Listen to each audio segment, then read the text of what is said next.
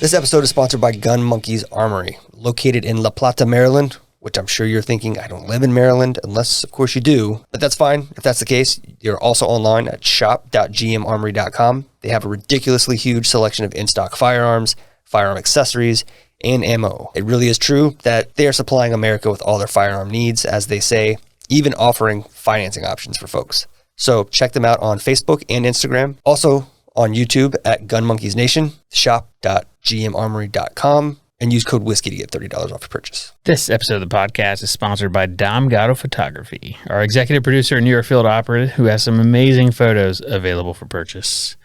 One thing he talked about today was time. People wonder why prints of photos usually have a high price tag, but what they don't realize is the amount of time they spend in the field capturing these images. While you sit at home and want these things in your house or man cave and then go back to watching Netflix, Dom is out there freezing or sweating or trying to stay awake after being up all night with his new baby. That is what you're paying for. His travel to sites, scouting, time away from family, and relaxing behind the TV. If you think you can get these same quality photos from your iPhone at the zoo, go get a ticket and go try it out. If not, then you need to head over to domgattophoto.com, and when you get there, you can use code WHISKEY for 20% off, which is an insane amount of take off something. But that's what you'd expect from Dom, quality and generosity. So head on over there and check out what he's got. domgattophoto.com. Welcome to the Whiskey and Whitetails podcast. This is episode 39. Today's Monday, September 20th, probably. Pretty sure. Close enough. We're your hosts. I'm Matt. I'm Gus. And today we are joined by two very special guests. Boys. We are Roxon Glencairn, and I'm Torsten. And I'm Ethan. Ethan. Yep. And Torsten. There we are. Glad that you guys are here. This has been a little bit in the making. If you want to get a little closer to your... Yeah, you can pull that one towards you and just kind of keep it within about a fist length. There you go. Sorry, I've never done a That podcast light- that before. light back there. You're good. Oh, yeah, I forgot the light. Set the mood. Yeah.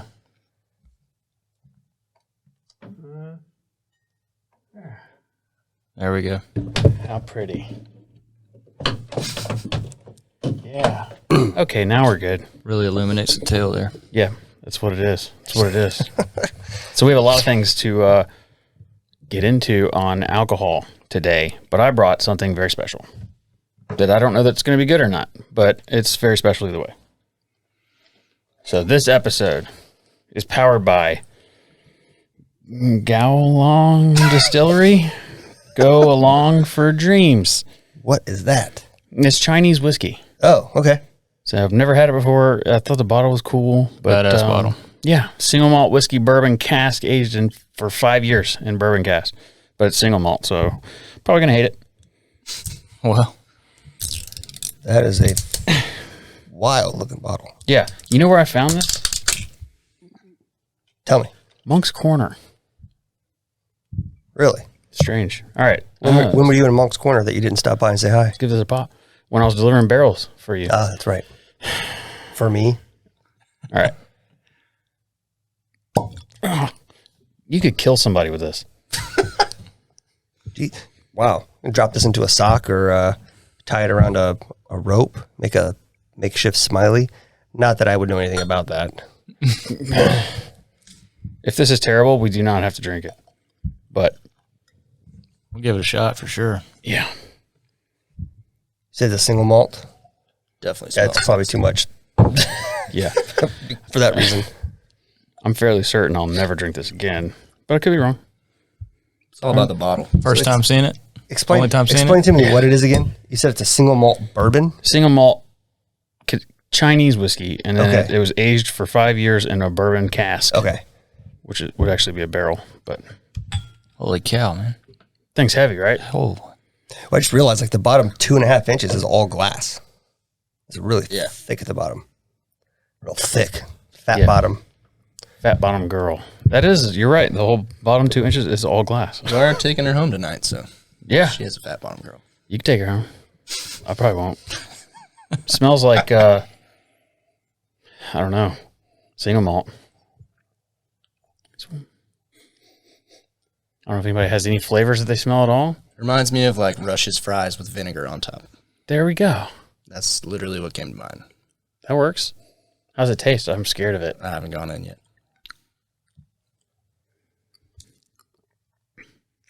It's way more mild than I thought it was. Sorry. It's way more mild than I thought it was going to be. I have to get used to this microphone. I don't think I have an opinion.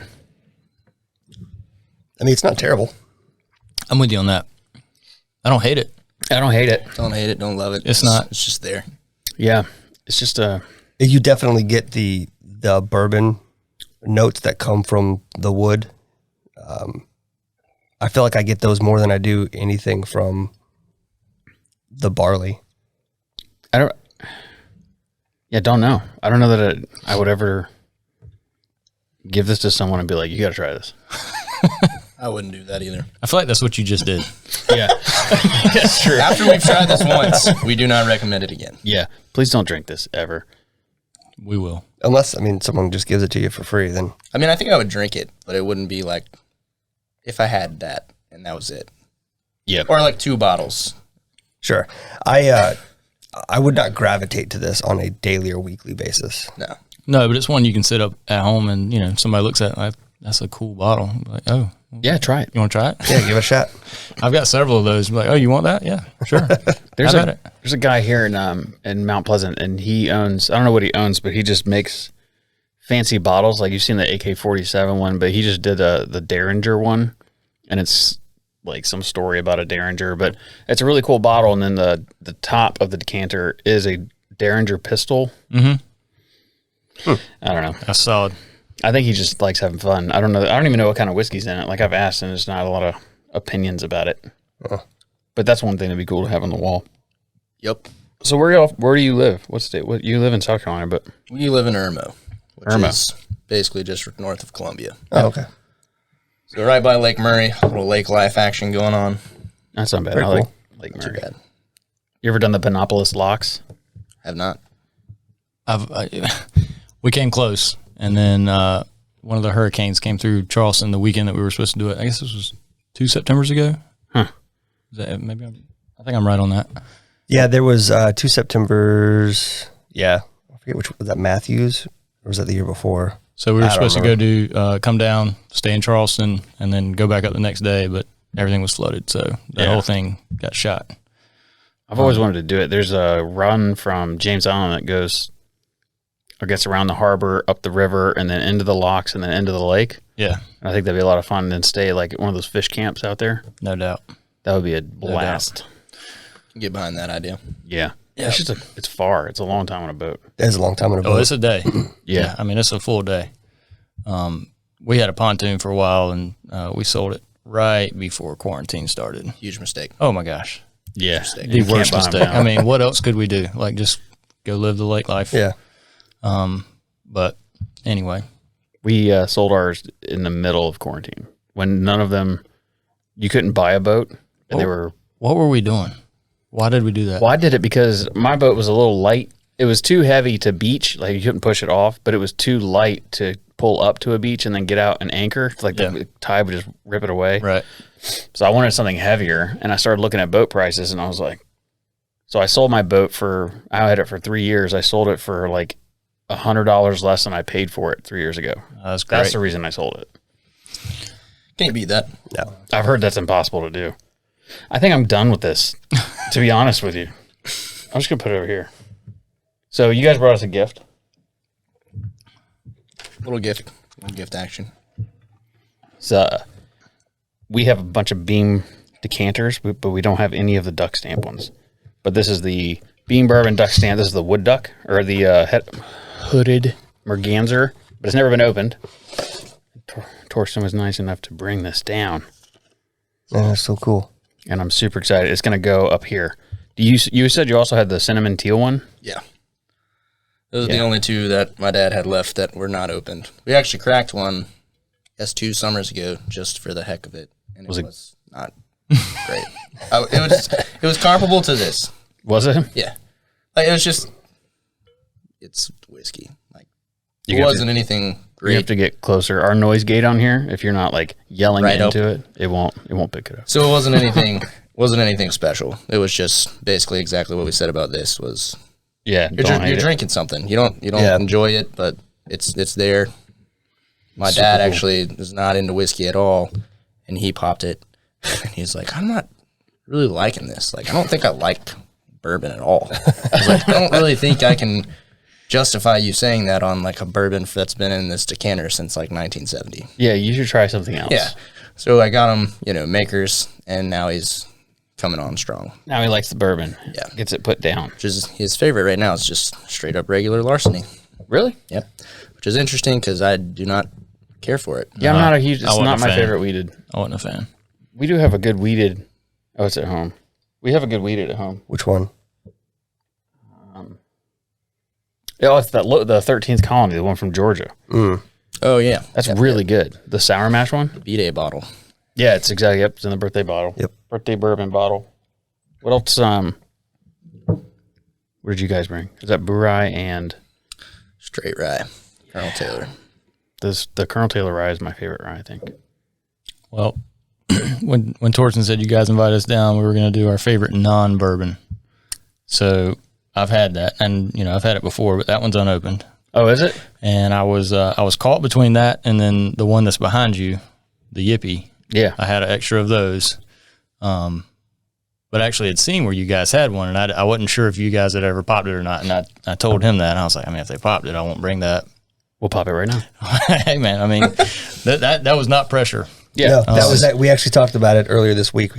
We were discussing what we were going to drink, and he's looked past me. He's like, might be the time to pop that. Yeah. Yippee-ki-yay. I intended on opening it at some point today. I just didn't know when. But I thought that Japanese one, I needed to get it out of my house. Started looking at it. Or Chinese one. I've never had Chinese whiskey. Oop, careful.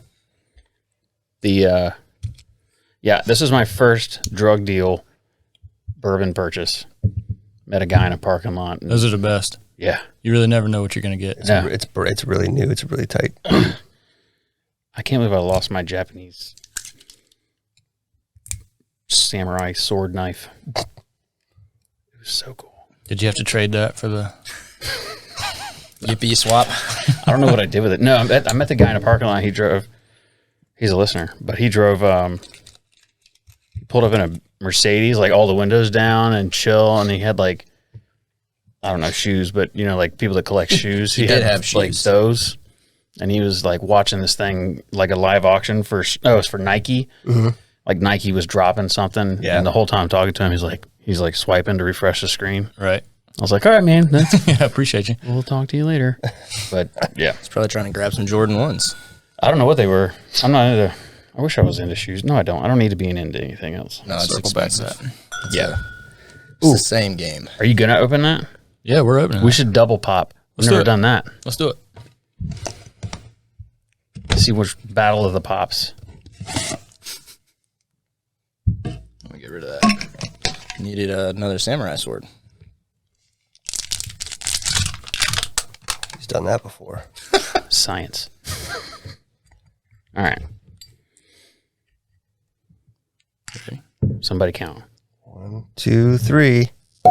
Oh, that was really cool. It's like stereo. That was solid. Just needed a third one at a higher octave, solid. so it would have been. Dun-dun-dun. That would have been. Well, maybe we'll add that to it.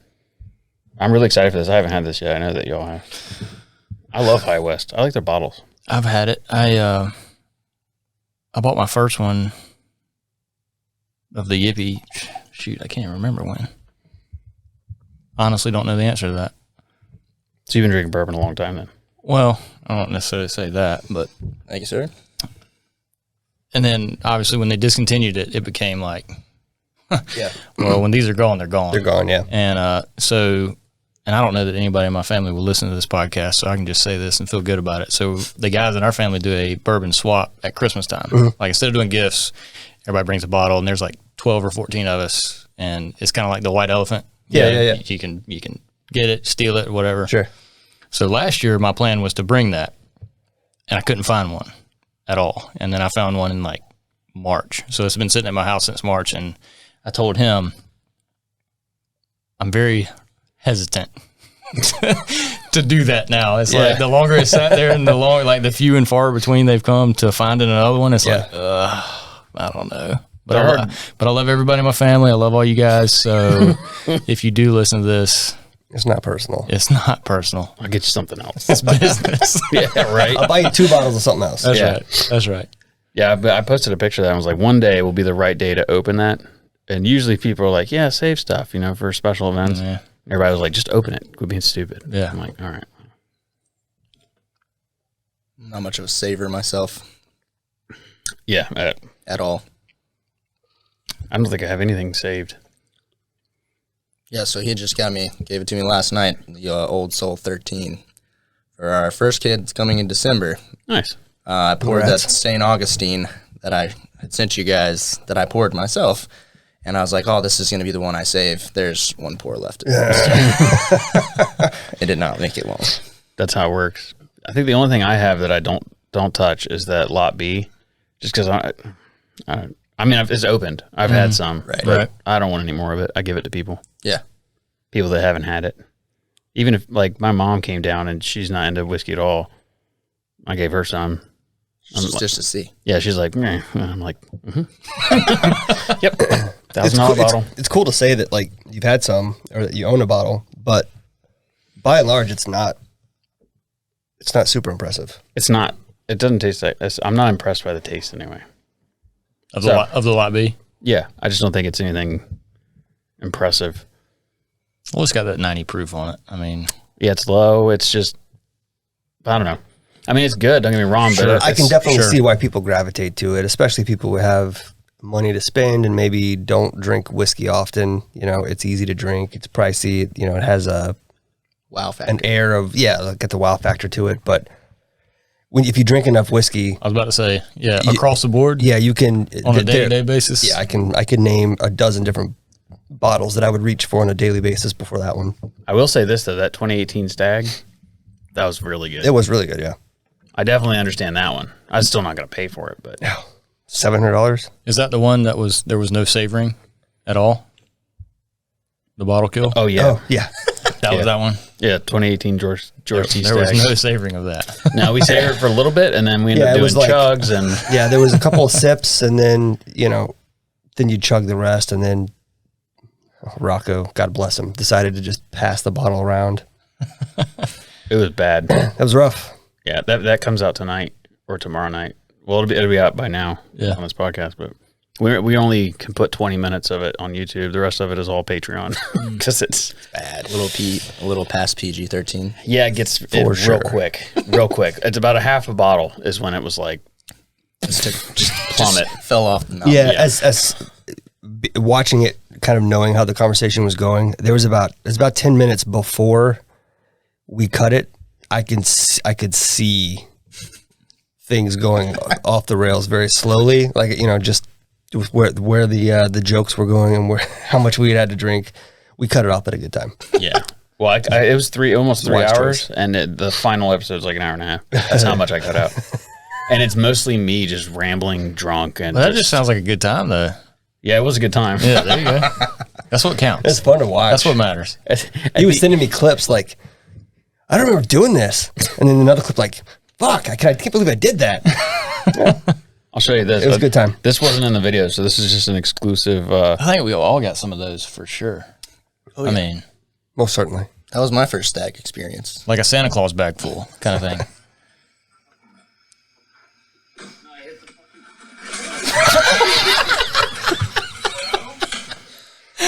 So I'm not gonna say who that is. Oh yeah. That is fantastic. But he is real high up in government. So the person that That's awesome. Took a spill. That is awesome. I thought that was me falling into him, and Yeah. I thought I hurt him. Yeah. It's bad. Yeah, she's all bruised up the next day. Yeah, that's not in the in See the that episode. swing go flying? Yes, I thought we broke that swing. I'm surprised that we didn't. Yeah. Surprised nothing came back broken. Like I fully expected to like have to replace equipment and stuff after that night, but we did good. Yeah. I'm proud of us. Yep. That's and awesome. the camera was still recording after we turned the mixer off, so you can drunkenly we're like, unplugging stuff and putting it in the. It was pretty funny. The in game. Everything slows down when you're doing it too. You're like, Yeah. Yeah. I fell and hit my head on a tree trying to take a pee. That's impressive. Yeah. it's better than pavement or rocks. Yeah, I'm glad it wasn't a rock. Yeah. I probably wouldn't be standing here. Yeah. I might be sitting here. There's the tree for sure. Appreciate the tree. Yeah. So what do y'all think about this? This is fantastic. It's very good. Ridiculously easy drinking. It is very easy to drink. What's the proof on that? See the bottle? You can. 90, 92. I wonder why they quit making them, because they quit making the Brew Rye doesn't leave wherever they are. Utah, where are they at? Colorado. Utah. Yeah. Yeah. I read something when they and like High West, don't quote me on this. This is actually your quote. Like they just wanted to go in a different direction. Was kind of the whole thing behind it, you know, and they've since released like the High Country, which I've not had. I don't know if you guys have or not, but I don't know. So strange. The Midwinters I like, and it's still, you could still find it. That's right. It's usually way too expensive, but Yeah, it's just finished in different barrels. I did not know that. yeah. So I have their Rendezvous Rye that was in Jamaican rum, and that is probably my favorite High West. Yep. I've got one of those. Not that, but I've got a Rendezvous Rye. Vermouth and Syrah, is that how you say it? Syrah barrels? I'm glad you said it, not me. Syrah. Syrah? Okay. Oh yeah, the barrel. Syrah kind of sounds cool, though. Syrah. Syria barrels. I don't know. Cereal barrels. Yippee-ki-yay cereal barrels. I wonder if, what was his name in the movie? The Yippee-ki-yay guy. Oh, that was That's, that Die Hard? yeah. Yeah, but what was his name? Oh, his name is... You talking about the actor or the actual Well, it's character? Bruce Willis, character. but his character's name is John... Cena. No. Dun, dun, dun, dun. John Wayne? John... No. What is it? I wonder if they thought about getting him. I feel like all of our dads are like so disappointed in us for not knowing this guy's Well, name right now. that's an actual old poster painting from the Wild West. From the Oh, is it? It says it on the back. Yeah, Oh, I should have read it. As I've only had this bottle for almost a year. you've never read the back. No, that's probably the third time I've ever touched it. Interesting history on the back. We'll For you folks at home, check it out. Yeah. Accurate history or inaccurate? Because this is hilariously inaccurate. Yeah, so I don't know. My guess is, as with any other whiskey or bourbon, it's probably not accurate at all. But it makes a great story. Right. That's exactly what that is. If you've never read the Brew Rye label, it's funny. That talks about the jackalope and everything. So yes. Yeah. well, a I good actually one. just read it sitting here. So Did you? I tried to read it last night. My eyes wouldn't cooperate. Oh yeah, dude. For some reason, sometimes at night, like my legs quit working correctly. I just couldn't get it. Things just go wrong. I read like 3 lines and I was like, I'll do this some other time. It's the yeah. I do that at work when I'm sober. Like I'll start something, I'm like, I'm just gonna do this another day. Yeah. All the time. Many days I'm like, this sounds like a job for tomorrow. Yeah. For sure. Well, it's like, everybody hates Monday. So it's Right. always a Tuesday issue. Right. And, if you're trying to catch me on Thursday and Friday, you better bet it's going to be a Monday issue. Yeah. That's So- true. Yeah, I would say 90% of my work gets done on Tuesday, Wednesday, Thursday, especially in government world. The projects and deliverables could be burning down around you, and it's still crickets on Friday. Like there's nobody. Everybody's nobody. sitting at their computer, like hoping not to get an email and trying really hard not to send an email. They have automatic lights, like it's called the admin area where all the government people work, and there's probably 100 desks in there. On Friday, the automatic lights don't even come on. Like no one's ever in there. I walk by and it's all dark, and I'm like, I should get another job. Everybody has the professional understanding, like Fridays, It's not really a work day. it's not. Just there. We here to fulfill a We contract. had 3:00 meetings on Fridays for almost a year, and then we were in it one time, and the big government guy came in and he sat down. And he was like, "Why are we here at 3:00 on a Friday?" And they were like, "Well, we've been doing this for a year." And he's like, "You've been torturing these people for a whole year, having 3:00 meetings on a Friday." He's like, "What's the attendance like?" And it's like, "Usually pretty bad." He's like, "You can consider maybe moving it to Tuesday," and they did, and so now we have it on Tuesdays. Big brain idea right there. I mean, something that actually makes sense. Right. Well I try to thought take out. as many Fridays off as possible. Cut to the camera. And that's leadership, folks. Yeah. I'm a firm believer that the work week should be Monday through Thursday. It is in some places. Yeah. And I would be much more Like thrilled. 410s would be tight. I would get on board with that Yeah. easily. I get a lot more done knowing I had 4 days to just focus and just, Then you got 3 days to just cut off. Well, Monday wouldn't be so worthless because you've had 3 days off. Right. Yeah. When I was in college, I worked a little construction. We did 410s in the summer, building houses and stuff, and that was the schedule. Yep. Like 3-day weekends every weekend. That was awesome. That's the move. Yeah, my old roommate out of college worked for Bose. and they had 4 tins. And Friday he would be fishing all day. He'd be like texting me pictures, and he'd be like, "Whenever you get off work, the boat's in the water. Just come on down." And I was like, "Yeah, you kind of suck. Like, I'm just here suffering." You have to also consider how productive you can be when you're not working happy. and everybody else is working. Yeah, you can get a lot done. I mean, you can knock everything out. Mm-hmm. Yeah, and then you can really have fun on the weekends. Yep, Or other times. Yeah, the yard's mowed, everything's done, the dishes are ready, the crock pot's on. Yeah. Yeah, for all the interruptions I get working at home, like with the kids, it's not as bad as colleagues and coworkers that come in and want to talk, and like over the course of a week, you burn through a day or two worth of hours just listening to Barbara talk about her fucking dog, and it's just like You'll never guess what happened to it today, though. Yeah, you'll never guess what Munches did. Munches. That's a great name for a dog. Deborah and Munches. Yeah. I'm one of those folks that's really disappointed they discontinued that. Yeah, I am too. I'm not gonna lie. When I bought this, I did not realize how sought after it actually is. Yeah, it is. I have an original when it first came out, and then I have a second bottle that I bought like the day that they sent the email, "Hey, this is not leaving the state of Utah anymore." I went and bought another one, and I haven't seen it since. That's the only one I've ever seen. Oh, really? It's MSRP. We should see what a flight to Utah is for that thing we were talking about. Yeah, Do it there. We'll tell you after we have an idea. One idea. If you've seen the Bourbon Hunter, we're gonna do 3 episodes of Bourbon Hunter. That was hilarious. One's gonna be in Kentucky, which we're gonna film next week. We've already filmed some stuff for it, and then the third one I'm gonna do a distillery. And and then I think I'm out of ideas then, so we're gonna continue the segment in a different way. Still call it the Bourbon Hunter, but the idea is, I can't wait. It's gonna be so fun. We'll explain it later. Yeah, It's going to be a good time. So Rocks and Glencairn, your turn. So you want to pop this guy? Yeah. So yeah, when we brought we didn't even pop yours yet. Oh, we did pop it. Oh, it's popped. It's popped. We just haven't poured it. I mean, mine's popped as well, clearly. But you want to pour that one first since you fresh popped it? Yeah, we want new glasses. Oh man, do we bring enough glasses? Yeah, I did. Okay. We have I 4 see you here. have- Yeah, and then there's 2 boxes behind him, and there's one on the floor over there. Just tried to bump that cabinet behind you. That's where I'm putting my glasses. Yeah, whatever. Hey, can you throw me one of those empty boxes, The lights. or give me a full box?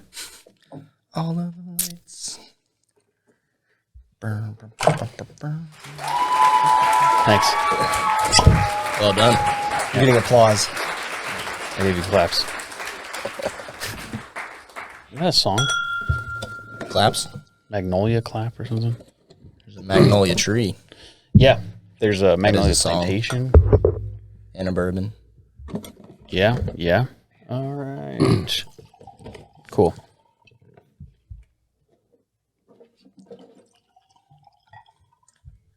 Yum. Y'all cool with that? Hey, yeah, I'm definitely fine with that. Just checking. So I haven't actually had this, so this would be. You haven't? Oh, man. Dude, you are in for a treat. These are really good pours. Yes. They are. That might be an Instagram story. Don't usually pour lightly. Yeah. I just was like, we're going to go through a lot of stuff today, so maybe. They're good. Some rye. Heavy rye pours. Thanks, guys. Why not? Yeah, thanks for coming. Absolutely. Appreciate you guys having us. So I wanted to talk about, well, let's do this first. The rye, since you've never had it. Gotta give me a second. Get my bearings together here.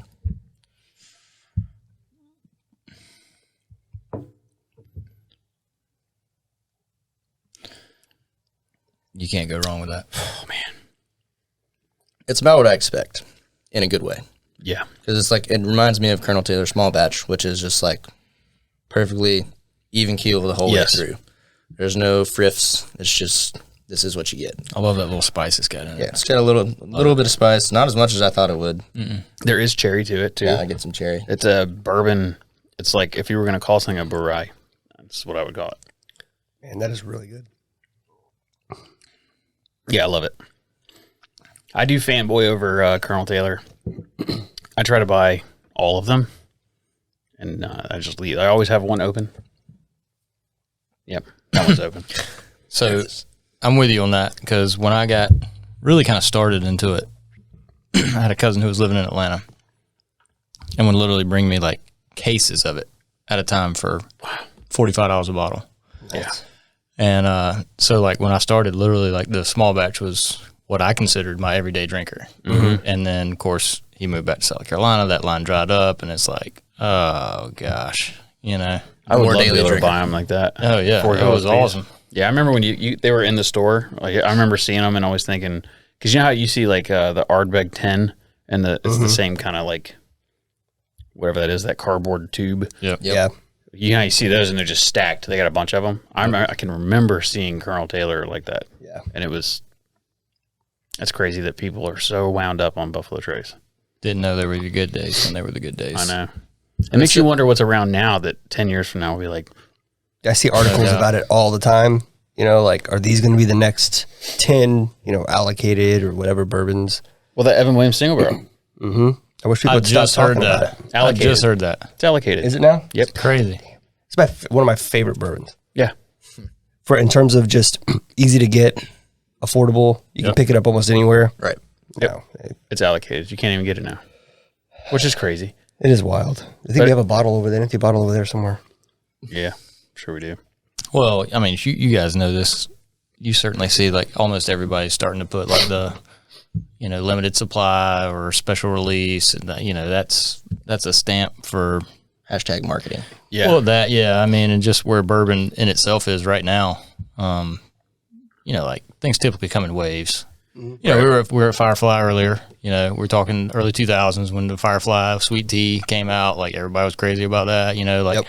Vodka goes in waves, tequila goes in waves, and bourbon's been on a high that's unprecedented. Yeah, it's insane, and it's not slowing down. No, it's not. It's a great time to be into whiskey and bourbon, but it's also a frustrating time. Oh yeah, no doubt. There's a ton of content though, which is cool. Yeah, like you can follow bourbon pages for days. Yes, so many. Yeah, and that's the interesting part. Like we talk about this all the time between me and him. It's like he's more of the allocated unicorn person, whereas I gravitate towards like the newer, undiscovered or a single barrel. Mm-hmm. So we have it's nice when we go to each other's house because my collection is super different than what he has. So we're always drinking different stuff, which is nice because it's like we have one giant collection and almost, I don't even know, to be honest, if we actually have one of the same bottles.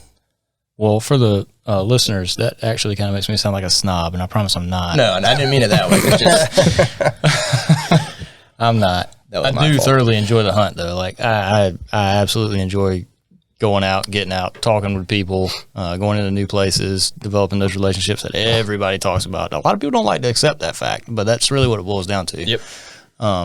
But I enjoy that part of it. And like he said, we have different tastes. We like different things, but we certainly, I think, both have an appreciation for what the other one likes. Yeah. And, I'm always asking Torsten questions like, well, why do you like this? Or, what, because, be it something of like, I personally probably wouldn't buy that bottle, but you did. So, but why? Right. So those are the fun conversations too. Cause when we get to like write-ups, like Ethan will do a few and the ones I do are pure tasting notes. Like usually here's what I get out of this. And I try not to rate them because we have even different palates and I might think something's great. You might not. And so I don't give it a scale, but we've done so many things where he'd be like, I don't have a clue what you're talking about. Like this he's the moment in time. Like this takes me to a memory. Whereas I'm like, oh, I get the little notes and this, I'm looking for like the nuances where he's looking for, what does this take me to that I have a flashback memory. Right. Yeah.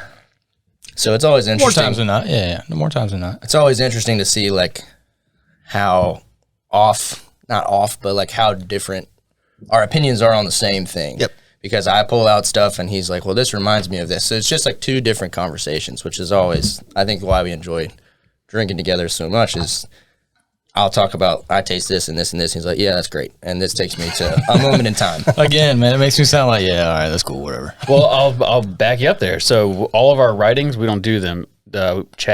We pay Chad about $500,000 a year to write for us.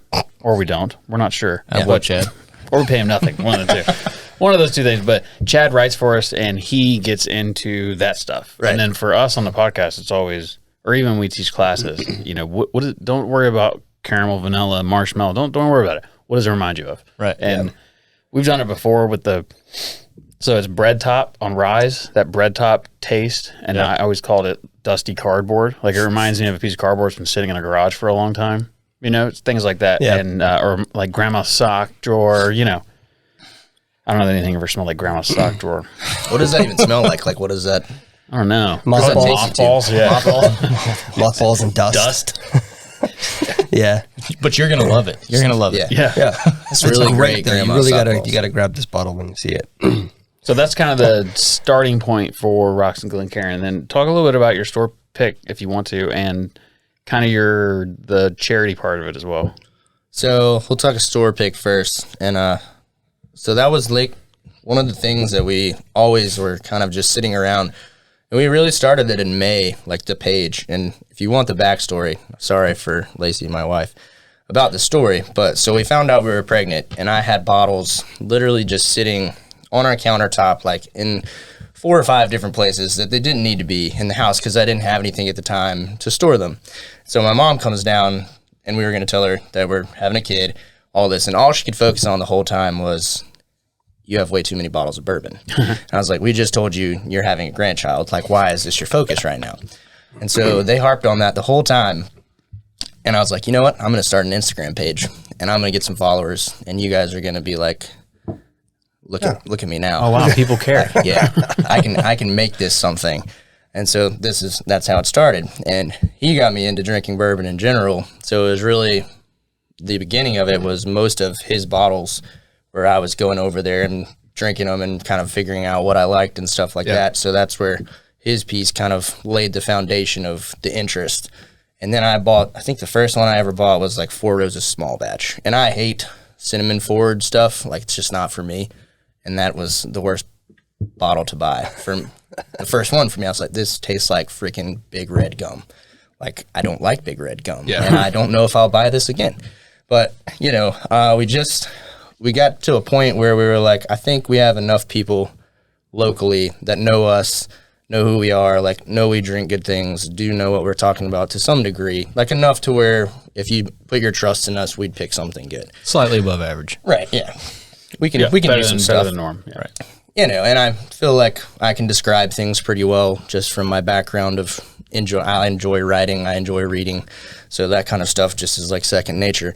But we, you know, just did a new riff pick. It was pretty cool. We only did 1/4 a barrel just to kind of kick it off. So I think we wound up selling 72 bottles total, which, you know, is pretty good for first go around. Yeah. And honestly, we started the group locally, and I had communicated with New Riff, just getting ideas. I'm like, hey, give me the foreground. How does this work? Like, if I came to you and said I wanted it, what do you need from me? And I think we started it on a Wednesday, and then by Saturday we had sold the whole thing. Yeah. Nice. So it was a very fast process, and those people that listen to this are literally just trusting us with, some of them don't even know us. Which is the cool part. A lot of them. Yeah, a lot of them don't actually, they know us through other people, but they've never really met us up. Facebook group? Is that what you meant? Yeah. Right. So it's mostly local. A couple of people that followed us on Instagram just saw like we were starting it up, and just kind of hit the ground running. So we got the samples the other day, sat down and drank them. There were 3 that they sent us. One, the first, and I don't want to crap on New Riff too much here. The first one we took out and poured, we try to go, what we do, youngest first, and they were only 2 months. Right, that's right. Difference. You know, it's like 2, They're all 4 years? Yeah. 4 years, 4 months, 4 years, 6 months, 4 years, 8 months. So we took the first one out and poured it, and I was like, oh my God, dude, like, I really hope this gets better. Like, it was just not, like, if I was in that group and I knew anything about bourbon and I paid $60 for a bottle, or $65, whatever we ended up charging, I'd be not happy. So anyways, the second one was like through the roof compared to the first. Yeah, it was incredible. So we sat back and we were like, oh my God, thank God, like, this first one was not the trend of where this was headed. Because if that would have been the best, we would have been. So there's 2 reasons they do that. One, they start with a terrible one, so the next one may not be that great, but it's going to taste way better than the first one. And the other reason is because sometimes they have just off barrels, not New Riff, just everyone. Yeah. They have off barrels, and they don't know who they're sending these to, right? So they'll just ship them to them and be like, please pick the off barrel. So they usually include an off barrel in their samples. I told him, I said, they're going to get rid of that entire barrel in Somebody samples. No, just in samples. Like the whole thing will be gone. They'll be like, I mean, they're going to pull that off. And we only did time. a quarter of a barrel. So that's what we bought. We didn't buy the whole thing. So, maybe somebody will buy the other quarter or other half or whatever. And it wasn't bad. Like, don't get me wrong. It wasn't bad bourbon at all. It was just from the nostalgia and the experience that I was hoping for. I was like, wow, this is really underwhelming for what I expected to pull out of this box. Yeah, I mean, it would be like a standard small batch pick. If you're paying for a single barrel, yes. Yeah. You pay, then they send you samples? Yeah. Damn. So I'd reach out and be like, I'd like, 40 samples of... right. I'm going to buy 6 gallons. And we were laughing about it because we were like, if we don't we probably sat there for 30 minutes talking about the very first one of just what if the rest tastes like this? Like, can we ask for more samples since we have paid for this? Yeah. And, to an extent we wanted to, but we also wanted to have a quick turnover time as best as we could, for the people that have, we pre-sold it. So they've already paid us. Right. And we've already paid for the barrel. So they're kind of just sitting around waiting on us at that point. And that's kind of where we were at. It's I think we felt really good about the second two. Yeah. And they were so different. But you can speak to it a minute for. I mean, the one that we ended up picking was by far, I think, the best one. And people are going to be pleased with it. It's going to be a great, sitting around the campfire in the winter and the fall at night. It's going to be a great sipper for folks that like to do that. But, just going back to that first one, I mean, we should have brought that actually. Yeah, we have a whole. They sent 400 milliliters, two 200 milliliter bottles each, and we didn't even pop the second one. We should have brought that for you guys. Yeah, I didn't even think about it. It was not great, but I mean, I feel like if it was if we were picking going into summer, I feel like I might have leaned towards that more because it was really, really, really light, but it was really thin. And it was just, there wasn't a lot to it. And then we popped the second one. And it reminds me of if Elijah Craig Toasted Barrel and what was the other one I was going to say? Basically that. It's got toasty hints to it. If that had a baby with, what did I say? I don't remember. But what it boiled down to, the biggest difference between the one that we picked and the very close runner-up was the runner-up came into your mouth, had a lot of flavor, a lot of pop, but then it just kind of evaporated real quick. Yeah. And the one that we picked ends up, it's got a great nose, the palate's there, and then it just tails off, and it's got this long finish that you just enjoy the whole ride. And that was really the biggest difference is you're going to get more out of this one than you will the other one. Sure. So, without going into all the notes and whatnot. Were they all the same mash bill? Or did they tell you? Yeah. Yes. They're all the same. I forget the exact numbers, but they're all.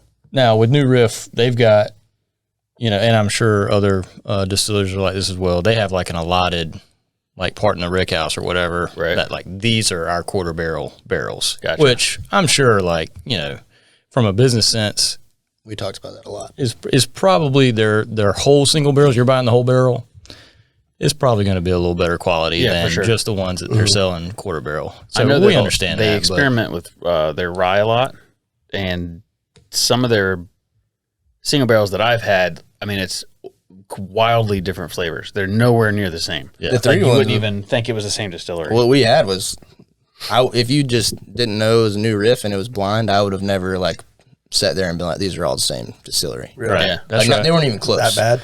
Not even bad. They were just one was here, one was here, one was here. They were just all in different playing fields. And that was the hard part that we got into with the second and third one was the third one had a lot of black licorice. And I hate licorice, but it was so unique that I was like, you're not going to taste this in a lot else. Mm-hmm. But we were also buying for, 60 other people. I was like, we can't a lot of pressure. sit here and say, this is unique. I like it. And then we went with the one that we felt was the best choice for everybody. Well, and the other thing that I thought was really interesting, because I don't think this happens a lot, maybe it does, is that the nose on the one that we didn't pick, we all thought was way better. And it was so you're you're smelling it and you're like, man, this is going to be awesome. Versus the one that we picked, which was okay, this is going to be good, but it doesn't have that this other one's got. It was kind of sweet, and but then you tasted them and it completely flipped. You're like, well, geez, man, that was kind of underwhelming to have such a good nose on it. That was like, oh man. That's another thing that's very common in New Riff is they have one of the ones that we had. I actually had it right here. Colton brought it, but it smelled like green apple. I mean, smelled like apple. And then as soon as you drank it, it tasted like caramel apple. And I was like, that's interesting that the smell actually follows through to the taste, because a lot of times it doesn't. Right. But yeah, picks are difficult when you have other people that are going to drink it. Sure. Because you'd probably pick something different if it was just for you, but it's you got to keep all these other people in mind, and that's one of the things that I was kind of telling Rocco, because I'm flying to Starlight the last two Wednesdays from now, I think. But I have a tasting. They're getting a single barrel, and we're doing the tasting at Starlight on 2 Thursdays from now. Okay. 2 weeks from now, but. Yeah, it's kind of what I was telling. I was like, you got to remember that there's a lot of people that are going to be drinking this. So you can't pick it based on you. It's got to be people will like this. Well, and I don't know how many people are going with you, but for us, it was really to boil down to the two of us who we understand have wildly different, likes or whatever you want to call it. That you were able to agree on one. That's probably a good thing. Well, we sat there and tasted the second one, and I was like, unless this third one is mind-boggling, like I already know this is it. Yeah. And we both looked at each other and were like, yeah, we can drink that one and say like we already knew it. We knew it right away, but then we sat and you go back and forth about it. You're like, all right, well, let me circle back to this one, and we did the whole thing, but it was fun. It was a fun experience. Certainly look forward to doing it again. How many have you guys done? None. No, okay. So the Starlight, okay, all right. Starlight's not even mine. I'm going to taste for someone else. Yeah, but so or not mine, ours. Yeah, we're not Whiskey Whitetails. Haven't. I don't know that we may someday, but if we do it, it'll be through a local store. There's a store that wants to do it with us, just wants our name on it. Sure. Yep. He's kind of in a part of town a lot of people don't make their way up to. Right. Okay. So he's trying to drive revenue. Well, but yeah, we've got a similar situation kind of brewing, but it's interesting doing this like with the Instagram page, and then of course you guys got the podcast, which is awesome. Like you don't really understand like how much foot traffic that could generate. Not will, but could. Sure. And I'm sure that the store you guys are talking about is really intrigued on that. We're probably in some of the same local bourbon clubs, like South Carolina Bourbon Club, South Carolina Bourbon Society. There's like the Low Country Dairy store, Second Dairy. It's called Second Dairy, and it's a cow. It's a secondary website. But it's you post it on there. But like, hey, we got this pick. He wanted to do Russell's, but I think there's only like 10 or 11 Russell's barrels come to South Carolina every year, and they're always up by y'all. They don't ever come down here. Right. But he wanted to do New Riff frequently in Columbia. Do you? Yeah. See, we don't ever get single barrel. I just bought one. Where did I get that from? I just bought one from somebody. Total Wine has one constantly. Frugal's got one right now too. Yeah, like all the time. I think Total Wine also they'll get like a whole floor of a rick house and just ship barrels to stores. For sure, no doubt. So that's the thing, like I guess with Total Wine, and that's where my like interest lies. Like a couple of guys on Instagram was like Bourbon Finds, and then I'm on the Our Bourbon thing for Reddit.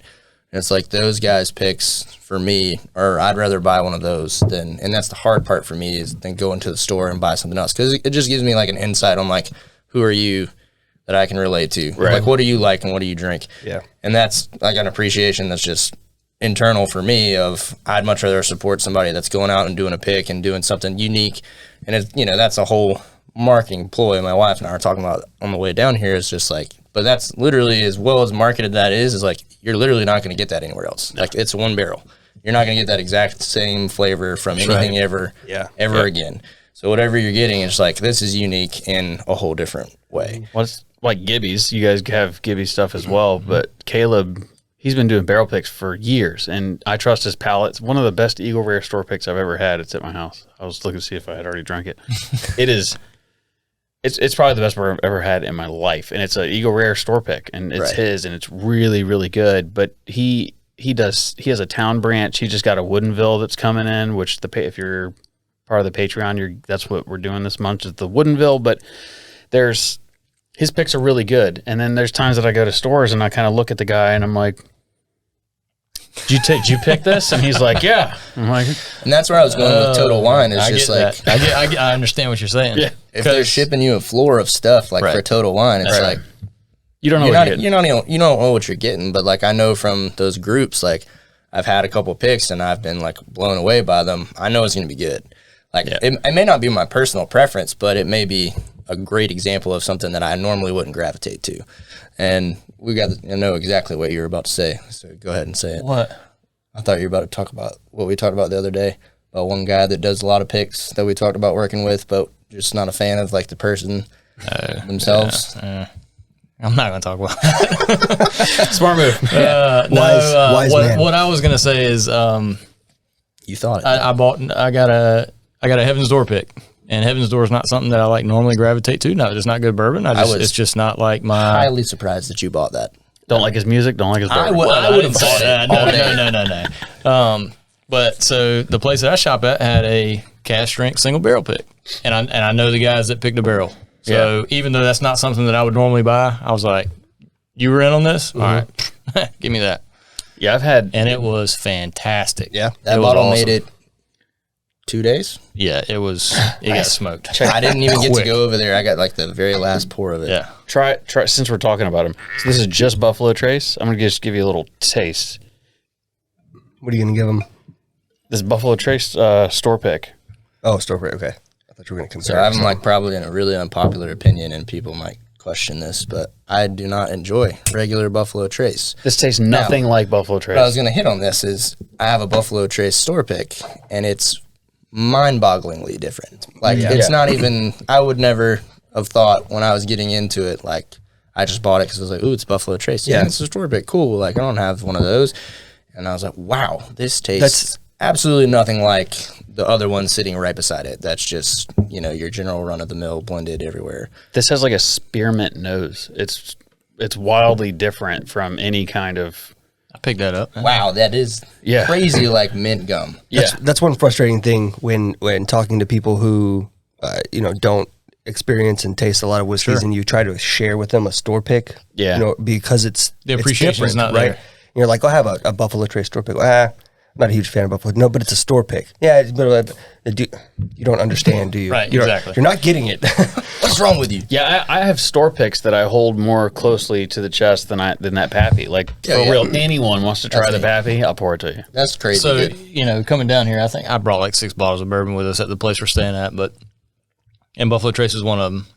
That tastes absolutely nothing like, the one I've got a store pick at the house, but I've got the one I brought. It's just off the shelf. And that's this one was $1 entirely different bottle per, and so I went and got one, popped it, and I was like, every day. Her and I went every day to get more. So I ended up getting like 6 of them before they sold out. But solid. It's completely different. Yeah, no, it doesn't taste anything like what a regular Buffalo Trace is. So I don't even know which one of you likes acid dip cigars. That was him. Okay, so I heard this on one of y'all's podcasts, and I was like, all right, well, I can go get. I don't know nothing about cigars. I smoke maybe one a year. Yeah. My dad is a aficionado, and I was like, well, Dad, one of these guys likes acid dip cigars, so like, can you give me some ideas?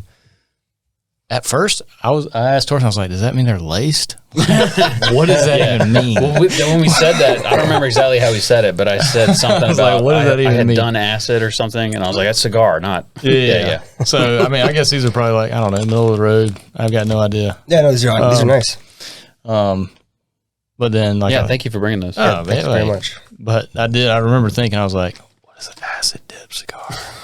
Like, to myself, I was like, take you on a ride. Yeah, no doubt. So we asked because you saw the cigars that we got from Simply Stogie. So we asked them, I talked to Trevor, who's now writes for cigars. If you ever want to know anything about cigars, he just published the second part today, but he does from seed to leaf, and then leaf to the roller, and I guess the next one's going to be kind of how to smoke it. But we were getting him an account set up on the website, but I read the first one and posted the first one. Fascinating stuff.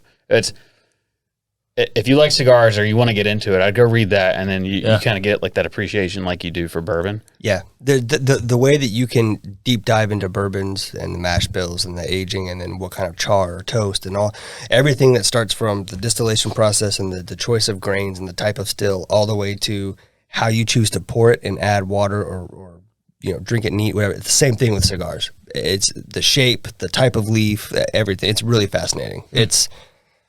It's way over my head still, but I like to smoke them. It's a lot to learn. It's a lot to learn. The last time I smoked a cigar, I think I slept on our bathroom floor that night. So Nice. y'all enjoy. Last time I smoked a cigar, I was put to bed by Livingston. That's true. Yeah. Yeah. And Rocco. A lot of Colonel Taylor small batch that night. Yeah. Right there in the bathroom floor, just out. So that was always my thing that I used to tell her. I was like, if you ever see me asleep in the shower, like when we first started dating 10 years ago. No, we've been married 12 years. What am I talking about? It's been like 15 years. Man, time flies. Getting old. Yeah. I was like, if you ever see me asleep in the bathroom, like in the tub, leave me there because I'm there on purpose, because I used to get sick and I would just puke. And so I just go lay in the tub and just vomit all over myself. And then the next morning, you just turn the water on and take a shower. There you go. But it's like I haven't puked from alcohol in many, many, many years. And people it was bad. Remember how bad it was? People used to mess with me. They'd just be like, whoa, whoa, and then I just start spewing. But I haven't puked from alcohol in a long time either. I've puked from your driving. Oh, gosh. I was hungover, and then his driving caused me to that puke. Bottle kill. The next day, dude. He was, so Livingston, he thought I was drunk still, which it was like the next day. He was like, "Are you still drunk?" And I was like, No, but as soon as he actually said he made multiple comments about his driving, and then asked him if he wanted him to drive.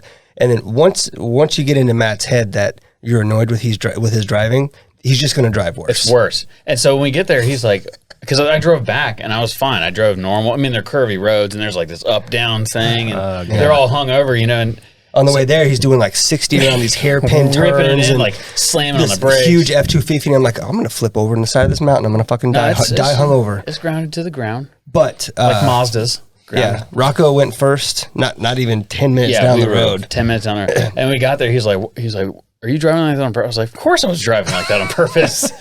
Yeah. Cleaned them all out. And then we got to Patrick's. Cleaned them all out. They all took naps the rest of the day. And it was fun. It was a rough day. Me and Livingston were skinning deer. And yeah. I was not. Not involved in that one. Nope. I will say that is the one thing I don't look forward to about making the drive to Kentucky. It's going through the mountains. Yeah, so we're going to pick up our pick. Are you? Yeah. Like which will be awesome, like, to some degree. Like, it's going to be fun. But we're also, I won't say we're, like, going out of pure enjoyment. Like, we're not really getting to make a fun trip out of it to some degree. Like, it's going to be fun, but we're also, like, taking one day off work, driving 8 hours, staying somewhere, picking it up, doing whatever we can in the short time frame, and coming right back. Coming back the same day? No. Oh. That would suck. I was about to say, it's 8 hours, right? Yeah. Didn't you say that? Yeah. Rough day. Yeah, it's 8 hours from here to where we hunt, and then to New Riff is like another hour and a half. Yeah. And it's not that we don't want to do it, because it's going to be awesome. Oh, yeah, but it's more like when I sit down and think about, like, we would love to do like a series. Like, one of those things that I've always wanted to do is like, and this is another thing where we're crazy different, and good God, we hashed so many things out about trying to tater this thing up. I love that word. And yeah, tater. And it literally like got to a point where I think we were both just like, this has gone too far. Like, we can't agree on anything. Our interests are very different. Like, I'm super a nerd kind of style. Like, he wants a meaningful thing. Like, we can just tell you the name. I mean, it doesn't matter now. We named it The Chosen One. So, like, the first thing that came to mind is, like, I'm slapping Anakin Skywalker on this thing. It's going to be awesome. And he's like, no, like, we're not doing that. And I'm like, why? Like, what do you mean? Why? Like, everyone likes Star Wars. He's like, not everybody likes Star Wars. So everybody has seen Star Wars. I think anybody, because I don't mind. I mean, I'm not like a Star Wars thing, but I don't think it would bother me if that was on the sticker. It was just one of those things where, like, Star Trek, though? Fuck you. Yeah. I can't even do that, But it was one of those things where, like, we both wanted it to be, like, super special because it signified for us, like, I mean, literally, we were sitting in his backyard one day, like on the porch, just seeing like how cool would it be to do a single barrel pick one day. And then, you know, a couple months later, it's like, holy crap, here we are doing it. What do we do now? Well, and the thing about it was it happened so fast. Like, you didn't really have time to wrap your head around it. Right. Yeah. Well, they don't want you to back out. Well, but They're like, pay, we'll ship them today. Well, it was the thing of 3 months ago, we didn't even have a plan on doing it. Like, it wasn't even a thing. We talked about it. Like, I'm sure every group like us talks about. I mean, you know, it's part of the conversation, but it's just like, boom. Like, oh, okay. And that was the thing, is like, I posted on that Facebook group. I was like, hey, if you're interested in a new riff, like, we have opportunity. Here's the deets. Like, can't give you. And, you know, they were kind of the thing, too, is like, I asked for tasting notes up front, because I was like, I'll be able myself to sell this a lot better, right? If I know, you know, the options, or at least the mash bill, or something. Yeah, and you know, all their mash bills are the same, so I could have thrown it on there. Sure. But you know, to the credit of people in the group, I don't really think they would have known a whole lot other than 4 or 5 of us, like what that even meant. Sure. But it was just one of those things where it was like, I tossed it on there and people were like, yep, and yep, and yep, and yep, and yeah, no one's going to say no. They're already in. And it was, you know, and it was, here's my money up front. Like, people just want to be a part of something. And that was the idea. It was like, they just wanted, they just wanted in on it. Yeah. Well, that new riff is, you know, obviously not distributed in South Carolina. I mean, so something it was a chance to get your hands on something that nobody else has. The problem with picks is a lot of times people get them and they're like, we got too many. And so I was kind of hoping y'all were going to do that. That's why I didn't say anything, because I want one. But I was kind of hoping you'd get too many and then I'd get it discounted. Yeah. Because I'm just that kind of guy. Well, and you know, being in the jobs that we are, like, we don't have the money to front the barrel costs. Yeah. So that was why we did it the way we did. Right. A whole barrel? It's like $4 or $5 grand. 8. On the low end. Yeah. 8, really? 12, On the low end. 8 to 12. Wow. I mean, our quarter barrel was 3. Our quarter barrel was 3.5. Yeah. Plus going to get it and all that. Yeah. Wow. So I mean, you know, I did charge a little bit extra just to cover our. And you know, that's the other thing too, is like, we're literally doing this just out of fun for us. That's what picks are usually. Yeah. It's like, we're not making anything on it. Like, I'm not pocketing any money. Honestly, I'm probably paying some out of my own budget just to go get it and enjoy the experience. But it's, you know, something we literally sat around and like talked about and had no idea that we'd be in a situation to even try. And here's the thing: if we never do another one ever again, we did one. Yeah. Are you going to keep one and not open it just to have it around? So I bought 2, and that's kind of my plan. I'll drink one and I'll keep one, or maybe I'll give it away. I don't know. But initially that was my thought. So a lot of people bought 2. How tater are we getting? So right now on the bottle, like, we get taters. You want? I was like, I mean, I'm good. So we're doing something. We're doing something kind of, I guess, unique. Like, I don't think I've ever seen anybody do it, and it was his idea. You can talk to it more than I will, since it was your thing. But I mean, I don't think anybody's ever going to understand, like, the amount of ideas that we shot back and forth to each other. And it was one of those things too, where it was like, my idea he hated. Yeah. And like, you know, I would consider us like best friends. And like, his idea I hated. Like, it was just a straight up no. Like, this isn't even in consideration. There were a few. We certainly beat around the bush on a lot of them. You know, it was like, okay, that'd be cool. Trying to be nice to each other at some point. Like, we don't want you to feel like your idea sucks. But between the two of us, we got to a point where I just told him, I was like, don't talk to me about it anymore. Like, come out. No, literally, like, about it. I was not mad at him, but just like furious with the whole scenario of like, to the point where I was like, literally, we're just getting annoyed with each other over trying to figure out what freaking sticker. And the more we talk, the farther apart we got. Oh yeah, no doubt. Like, we were definitely more on the same page when the first idea we had. Which if we ever do one, ours is going to be, I'm going to get a roll of aluminum foil. I'm going to roll the whole thing in aluminum foil and just like squeeze around it, and that's it. That's all I'm going to do. I've already decided, because I can't come up with a sticker. What color wax? You know, I'm not even going to do it to myself. So I'm just going to wrap it in aluminum foil. I hate that idea. Yeah. He's no. So we got to the point where I was literally outside drinking. I don't know what I was drinking. I was definitely drinking bourbon. I don't remember what I had poured, but it was probably my King's like 147 proof, because I was like, I'm so tired of talking about this. Like, that's spicy. It's almost to the point where I don't even enjoy this whole process now, because we can't agree on anything. And he called me, and then you can go with the route of your idea. I was picking my kids up from my parents' house, and I was like, they live like a mile and a half from me. So this was in that short like golf cart drive span that it hit me. And I was like, all right. I kept feeling like we were trying to hit a home run. Like we were just swinging for the fences. And like, there's not an idea out there that somebody hasn't already thought of at this point. I mean, if like you said, if you go and look at all the bourbon accounts and pages, like all the stickers, all the ideas, they're out there. It's been done. So just being like, we only sold a quarter of a barrel. The group is very small. The people that are going to have this pick is very small.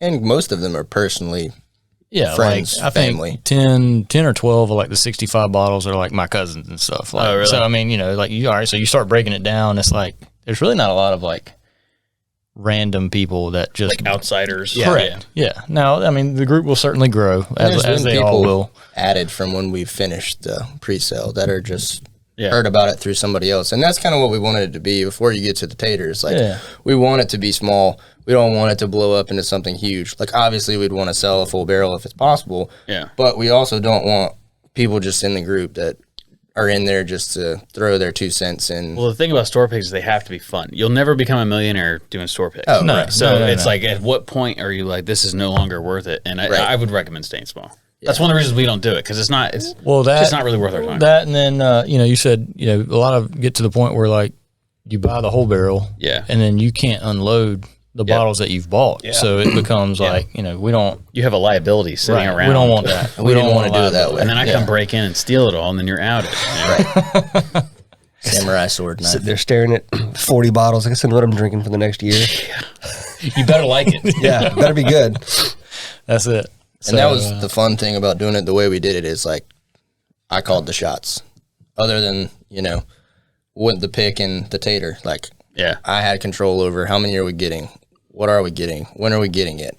Whereas when you bring the store into it, which is kind of where we're at now with the next one that we've had in the works, which is in the works, but it's like it kind of sucks being like I'm literally the third man. Like, I told them I will taste, you do everything else. Yeah. I don't want to have anything to do with it. Because I'm not going to argue with somebody. Yeah. That's the hard you're part killing too. me. Tell me the sticker. Yeah, sorry. Oh, yeah, sorry.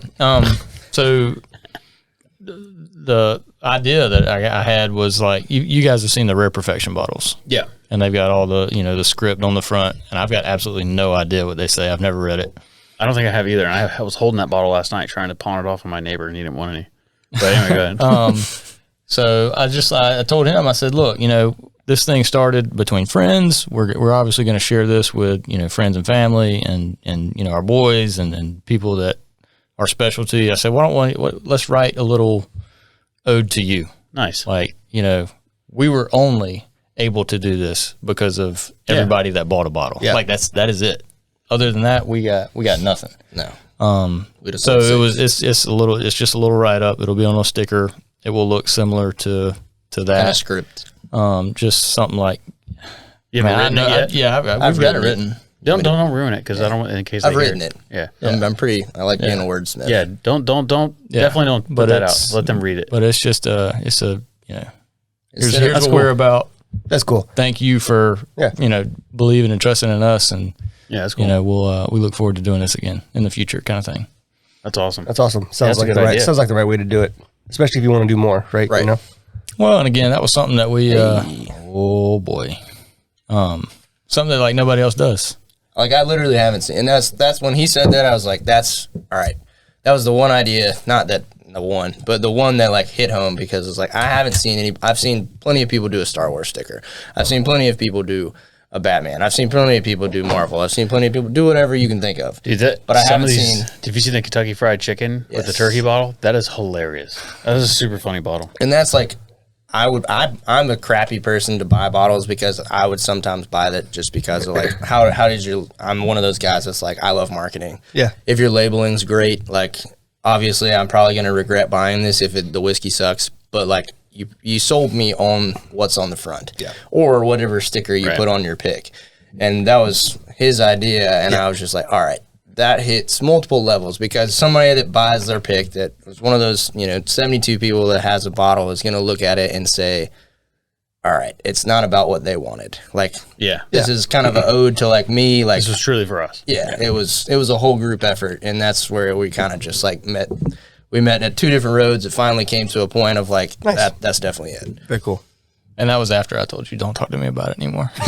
Yeah, literally like the hour before, he was like, I'm done talking about this. And then he called me and was like, all right, I got one idea. We're happy that you guys came to agreement. Yeah. Appreciate the applause. All right. And the cheering. What do y'all know about Bardstown? I know that, this is, It's in Kentucky. I do a lot of the Instagram stuff, and so Bardstown and Smoke Wagon are the things I see posted most often that make me really mad as like an Instagram person because they don't show up around here. Yeah. And I'm like, all right, great. I can't post anything there because I can't get that. Yep. So you guys suck, and thanks for tagging me in this, and I'll comment on it and say I know nothing about it because I haven't had it yet. Well, now you can. So there's several series for Bardstown that people like, and I'm not going to even start that road. But the Fusion series has some love and hate. Yeah. Okay, so Is that the 4? this is the 3. Okay. So this is the 3, which is 40% 13-year Kentucky origin. Okay. And then, Whatever that means. yeah. Who'd And have then thought? the other 2-part 18-year, or it's a 2-3, it's their 2-3 years from Bardstown. So they blend it together. Read that part again. What? The part about the origin. Kentucky. Such a dick. That could literally mean like the idea started says blend. in Kentucky. 40% And that was it. origin, Kentucky. That's what it says. It's a 13-year. What are we going to do? Never mind. The wow? I'll save it for later. Okay. I've never had this. But this is a... All right. What Makes word did I toast. make up? Christ bottle pop Christ. episode 4. Frice. Frice bottle pop. That's right. So that's our Friced bottle pop. Not to like... Isn't that, wait, what? That's the 3rd one, right? What? Only popped 2. Oh, no. We popped the weird the Japanese Chinese. whiskey. Yep. Was it Then Chinese? we did these at the same time. Chinese. Yep. We did these at the same time. And then So we are on 4. What was the word you used earlier for 4? You should I have think went it was with that again. It was Quattro, but I said Frice. It was Frice. Frice. That's what I was trying to figure Instead out. of thrice, it was thrice. Yeah, I was like, Frice is what I said. And then you were like, Quad. I have a master's degree in Biology. And I was like, yeah, I bet you I sound really cool right now. Hey, that smells good. Which one is it that they have that is high in barley? They have do they have a single malt or something that has a lot of barley in it? I actually don't know about that. I don't think so. Because the barber I go to, they have they serve bourbon and whiskey when you get your hair cut. You can just get a pour of something. while you get your hair cut. Where is that at? I'll drive here to get my hair. Yeah, no doubt. It's up in Duck's Ditch. Or He has Goose two. Creek. He has 2 barbers. Yeah, and this other one I went to out of necessity because I had to leave for a funeral and I couldn't get an appointment with the other one. Anyways, I was thinking maybe you had the hair and then the beard barber. no, I don't have to. No. People are always amazed that we have hair. Most people think that we're bald. And I'm like, no, I got a full head of hair. I'm not balding at all. I always wear a hat. Yeah. But he said he had High West, and I don't know what I assumed he had. But whenever he poured it, it tasted like I was drinking single malt. So he either didn't give me High West or he gave me something that I'm not familiar with. So in that cheese class we just did, Ashton Yeah. was telling me she has a High West, like prosciutto or something. What? Yeah. Interesting. Not interested. I don't want to do it. I'd eat it. I don't want to do it. I'm not a huge fan of bourbon flavored stuff. I don't know why. I have some popcorn that's bourbon maple. Bourbon maple. That it's might be just my maple that brown might be sugar, my biggest that's all. pet peeve around the holiday time is that everybody assumes I want whiskey or bourbon stuff. And it's like I just want whiskey or bourbon. Yeah, Like, lottery ticket or whiskey or bottle. Yeah. Lottery ticket bottle. That's all you buy me. Like my brother-in-law. And so we're good. My brother-in-law bought me the whatever the giant size bottle is. The I don't know. I don't know how many milliliters it is of Woodford Reserve, which is not my most favorite whiskey. But if you're going to gift me It's probably a half gallon. a half gallon of it, then yeah, I'll drink it. And so it's what my wife uses to make old fashions. There you go. There you go. It's crazy to me how He's a many big old fashioned guy. You like a lot of, well, I mean, not big old fashioned guy. So when I first got into it, I was a big old fashioned. I think that was my like tier. Yeah. I went either on a rock or rocks or whatever, and then I was like, all right, old fashioned. And then I got to the point where I tried something neat, and I was like, there's so much more here Yeah. than I would have thought Yep. with it neat. Now, don't get me wrong, South Carolina is hot. So summer months, I still like it cold sometimes. Yeah, there's a few bourbons that I specifically have like literally in my collection allocated for. I'm drinking this on a rock. Yeah. Like I know I don't really like this neat, but it's great when it's really freaking hot because it dilutes a little bit of the stuff that I don't like. I don't know if you've ever explored our YouTube page, but I have one of my favorite bottles was Viral Barton. Yep. Cheap. It's like it's a half gallon, I believe, but it's like $20. Yeah. Block of ice. Dump that in. That's one of the main things I drink. Yep. Is cheap stuff. Yep. That's the thing about getting into whiskey is it takes time. It takes a long day of time in order for you to appreciate stuff. And I've learned through some of these Facebook pages that people, I don't know if they don't, I think they need a little more guidance because people get into it and because you see the bottles that they post pictures of, like check out this sweet score. Now that is exactly what we did not want our Facebook page. We had a lengthy discussion about what we didn't want it to become. Yeah, that. Yeah. Dads. Yeah. Dads buying bourbon. Yeah. It's one thing I find more and more, especially with people who drink a lot of bourbon, is you have your bourbons that are easily accessible. You can get all the time, your bottled and bond stuff, the stuff that, Jim Beam, White Label, you name it. And you can go sort of up the, visualize a tree to the different, single barrels and all. A lot of them, ourselves included, end up for those daily drinkers, those things that you always have around, circling back around to those $20 or less, $30 or less things that are just easy to get a hold of because sure, this stuff is fun to drink and it tastes delicious, but you don't have to spend $70 on a bottle to have a good bourbon. I'm the exception to that. My daily, I was lying, trying to sound cool. My daily is actually OWA. That's all I drink. So. I bench 285 pounds. I was in a 1,000-pound club at one time. There was a time when I had physique. There you go. You found it. That was well perfect. That was good. That was perfect. Dang. Nailed it. So what's funny, like, I guess to get into some other stuff, like, sorry. I used to work at a craft beer place, like World of Beer in Columbia was my college job. I love like, World of Beer. Nice. Bartending before it closed.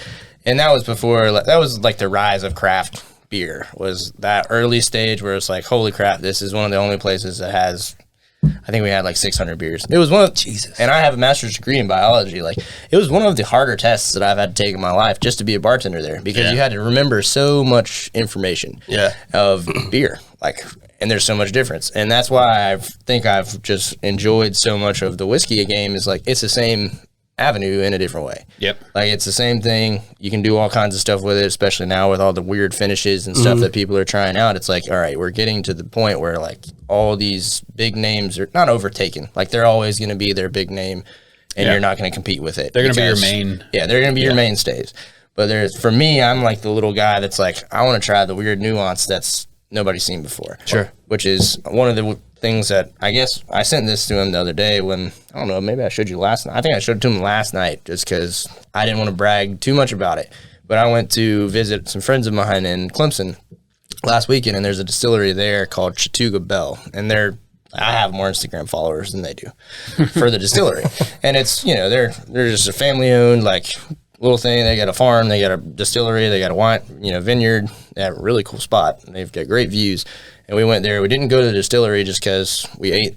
It was 2 hours. Like, we were there. I was like, let's just go watch football. It's a Saturday. But my buddy had a bottle. And it's, 80 proof. I posted about it last week. Nothing special. Like, I don't, at this point in time, like, I'm not going to gravitate towards an 80 proof bottle. That is just not something up my alley. But he had it. Yeah, they're just weird. And I drank it, and I was like, holy smokes, this tastes, and I felt weird saying this, but I was like, this is like drinking a mead. Like, it's a honey mead, like, it's exactly what I got. And I posted about it, and I literally was thinking, because my friend knows this guy personally, because he goes there. Good.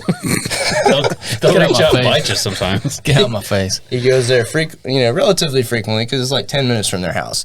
And he's like, you should go, like, you'll hit it off with a guy, like, you'll love talking to him, their head distiller or whatever. So I posted about it, gave him a review, and it was a couple days had passed. It was like midweek, and he left me like this comment was like, you hit every single note that I was reaching for when I made this. Nice. Like, as a distiller, I've never been more proud of a review because that is legitimately what I wanted somebody to pick out of this. That's cool. And it's like, you know, I liked doing the Instagram thing. I still like doing it, but at some point it's like you get to this thing of like, what am I actually doing this for? And that was kind of the reassurance of an unknown person now, not an unknown, but unless you're local to the upstate, like somebody's going to look into that and say, oh, this guy made this sound interesting. Like next time I'm up there, I might pick a bottle up just because it's something totally different than what you'd expect. And for me, that's basically what I wanted to do, is just introduce people to stuff that they haven't had. And I think that's a hard thing, even, you know, going to some of the local distilleries, is like the younger stuff for us is just so hard to get on board with. And I feel like a lot of these people that aren't huge bourbon drinkers go in and expect it to be like fantastic stuff. And then you get turned off to your local distilleries, and it's like, I want to support you, but I also need you to put out something, not just because it's 2 years old and ready to roll. Right. So I think that's the hard part with bourbon versus craft beer, is where I was going. That is like your beers, it's on the table. Right. Like once you've got it set, like you're good to go, you're going to get it. Whereas something that's 2 years old that's going to sit in a barrel for, you know, another couple years might have sucked at 2, but when you come back to it at 6, like this could be a whole different ball game. That's one of the things I really like about New Riff, is that New Riff, they actually hired a brewer. So they have a brewer that comes in and makes their beer before they distill it. And they do almost everything 4 years, because they do that bottle and bond thing. So it's a minimum of 4 years. So New Riff was a great place to start with a pick, I think.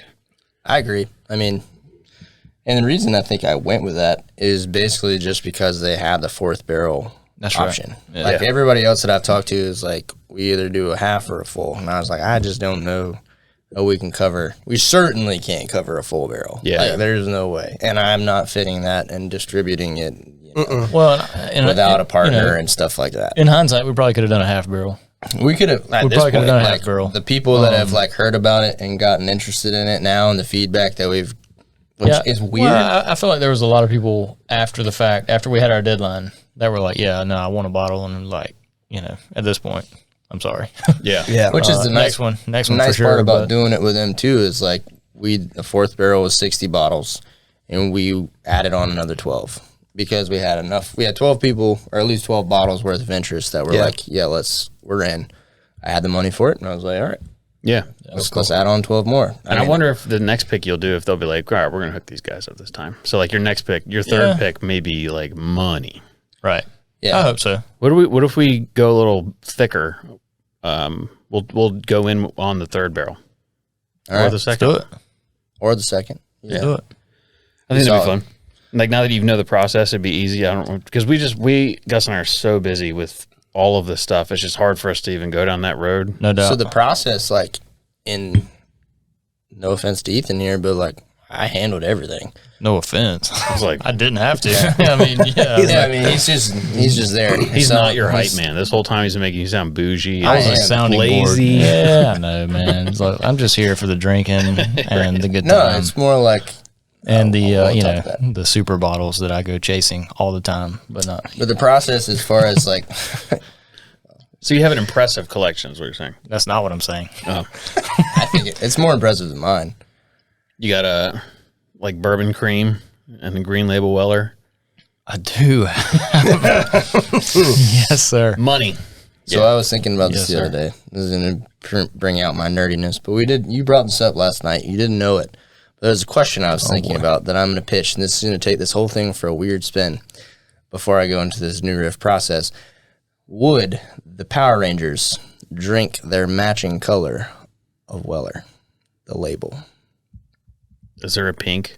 There's not a pink, but you've got red covered, you have green covered, you have white covered. If you want to throw, I forget the guy's name.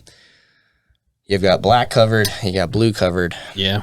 So other than, sadly, and this is no offense, other than the ladies, Yeah, you don't have the women covered. the women are not covered in this. I don't think question. women are allowed to drink bourbon, so it doesn't really matter. Yeah, it's fine. Like legally. We'll talk about that off mic. No, we can talk about it right now. No, okay. What else should women not be allowed to do? Well, let me tell you. So, they They can run cameras. Thanks for running the camera. Would they drink their? I don't know. Can you hand me another box of glasses? I don't So know. you're Here's the thing, though. Like, I don't know why I said that. I don't into the take microphone. Tommy, Green Power Ranger, which later White Power Ranger. I don't take him as a bourbon drinker. I the only one that doesn't want fair. Power Rangers? I take him more as a bullshit, IPA Behind only, you. super hoppy. I can get fanboy, you know what I mean? Behind that. But I don't remember the other Power Rangers names. To be honest with Jason's the red one. Jason, I could see Jason getting down with some bourbon. You Yeah, guys are throwing me back right now. Try again. So oddly enough, and he, I don't know if he certainly doesn't listen to this. I'm almost positive, but I'll give him a shout anyways. I have a friend of mine that I worked with, and he super uber nerd. He and some friends started a podcast, and all they talk about is Power Rangers. No, like they legit review. Those are all mine. For sure. They review the seasons, the episodes, the storylines, all of it. They've even gone to like some smaller local comic cons and talked as like a panel. It's pretty wild. Like it was started as a joke and it like took off. It's That's really crazy. legit how we started. Yeah, it was a joke. What are we looking for back here? Some glassware. We're out. But which sucks. I have like 40 boxes of this in my house. I'll recycle. Yeah, it's all okay. good. I guess this is mine. I had to drive home, so I'm probably gonna just kind of sip on this a little bit. That's fine. Yeah, I'm not So, driving. yeah, to go back to the new riff thing, the process was mind-boggling, at least from somebody that's like, I mean, this is literally the first one we've done. Right. I thought it was mind-bogglingly easy. It was literally like, hey, you fill out the thing online, they email you, and you pay, and that's it. And they were pretty much like, if I had a question, it was almost within 10 minutes. Like, here's your response. That'd be a cool job to respond to. Right. And so that. like all we did was I said, hey, I've got, a fourth barrel covered. What's the next step? And literally just step by step of here we go. Thank you, sir. And then so anyway, I said, here's the money. Like, we've got it. We're ready to roll. Tell me what you need me to do. She's like, we'll send you an invoice. I got the invoice. All that happened was I sent her like things that I would want out of a bourbon, and you don't even have to do that. Like, it was, you can basically say, let them pick the 3 samples they send to you. I sent some tasting notes that like I would prefer to have for our first pick, just, some basic stuff like brown sugar, a little bit more of a dessert like, because that's kind of where I gravitate towards. I think that goes well with the winter months that were coming up of when people will actually be getting this in their hands. And she's like, I'll make a note.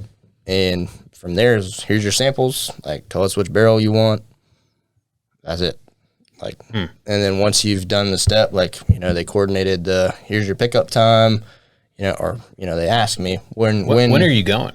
So we're going October 15th and 16th. Middle of October. To pick it up. I might be there. And sure, I mean, we're going to have fun. Like, we'll do some other stuff too, but we're also, we'll just be driving 8 hours for Friday. So it's like, that day, not shot, but. Well, we had to pick it up by like 2:00 on Friday. Yeah. So they only do it you have a window that you can pick it up. So I imagine like what we'll wind up doing in my head was we'll go pick it up, hang out with them. Like, they'll take us around, show us everything. Had the option to buy, the top to the barrel, but I was like, it's a 4th barrel. Like, I don't know how that works. Like, I'll ship you a barrel and I'll like Sharpie. Yeah, and it was kind of one of those things too, where it's like, this is cool, but I also like, I know my wife's not letting me hang this in the house. Like, it's gonna go in the garage if I have anywhere to put it. So it was almost just like, why would I pay you? No offense to them. Like, it's very cool, but why would I? Would you get a quarter of the top? Yeah, so that's where. Well, it's like what happens to the rest of the barrel is kind of my thing. It's like, I don't want to ruin that for somebody else. It's like, unless it's literally this is the last 4th of the barrel. Yeah, but then you wouldn't be able to offer me 12 more bottles worth. That's right. So they bottle it is what they do. They dump it and bottle it so that you'd more than likely get the top to just a barrel laying around. Right, and then it would say like, oh, here's your barrel number, and it's not necessarily the barrel.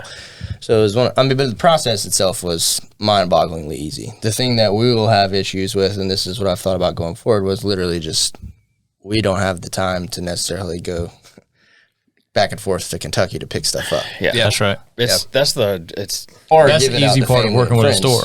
Yeah, that's one of the pros of working with a store is like you don't have to worry about all that. But there isn't a new riff distributor in South Carolina, so you wouldn't be able to do new riff through a store. Correct. Through a store. Yeah, and that's the hang up to some degree. But like we do have Taconic in the works with a store currently. That's the route we're going. Is that Taconic behind you a store pick?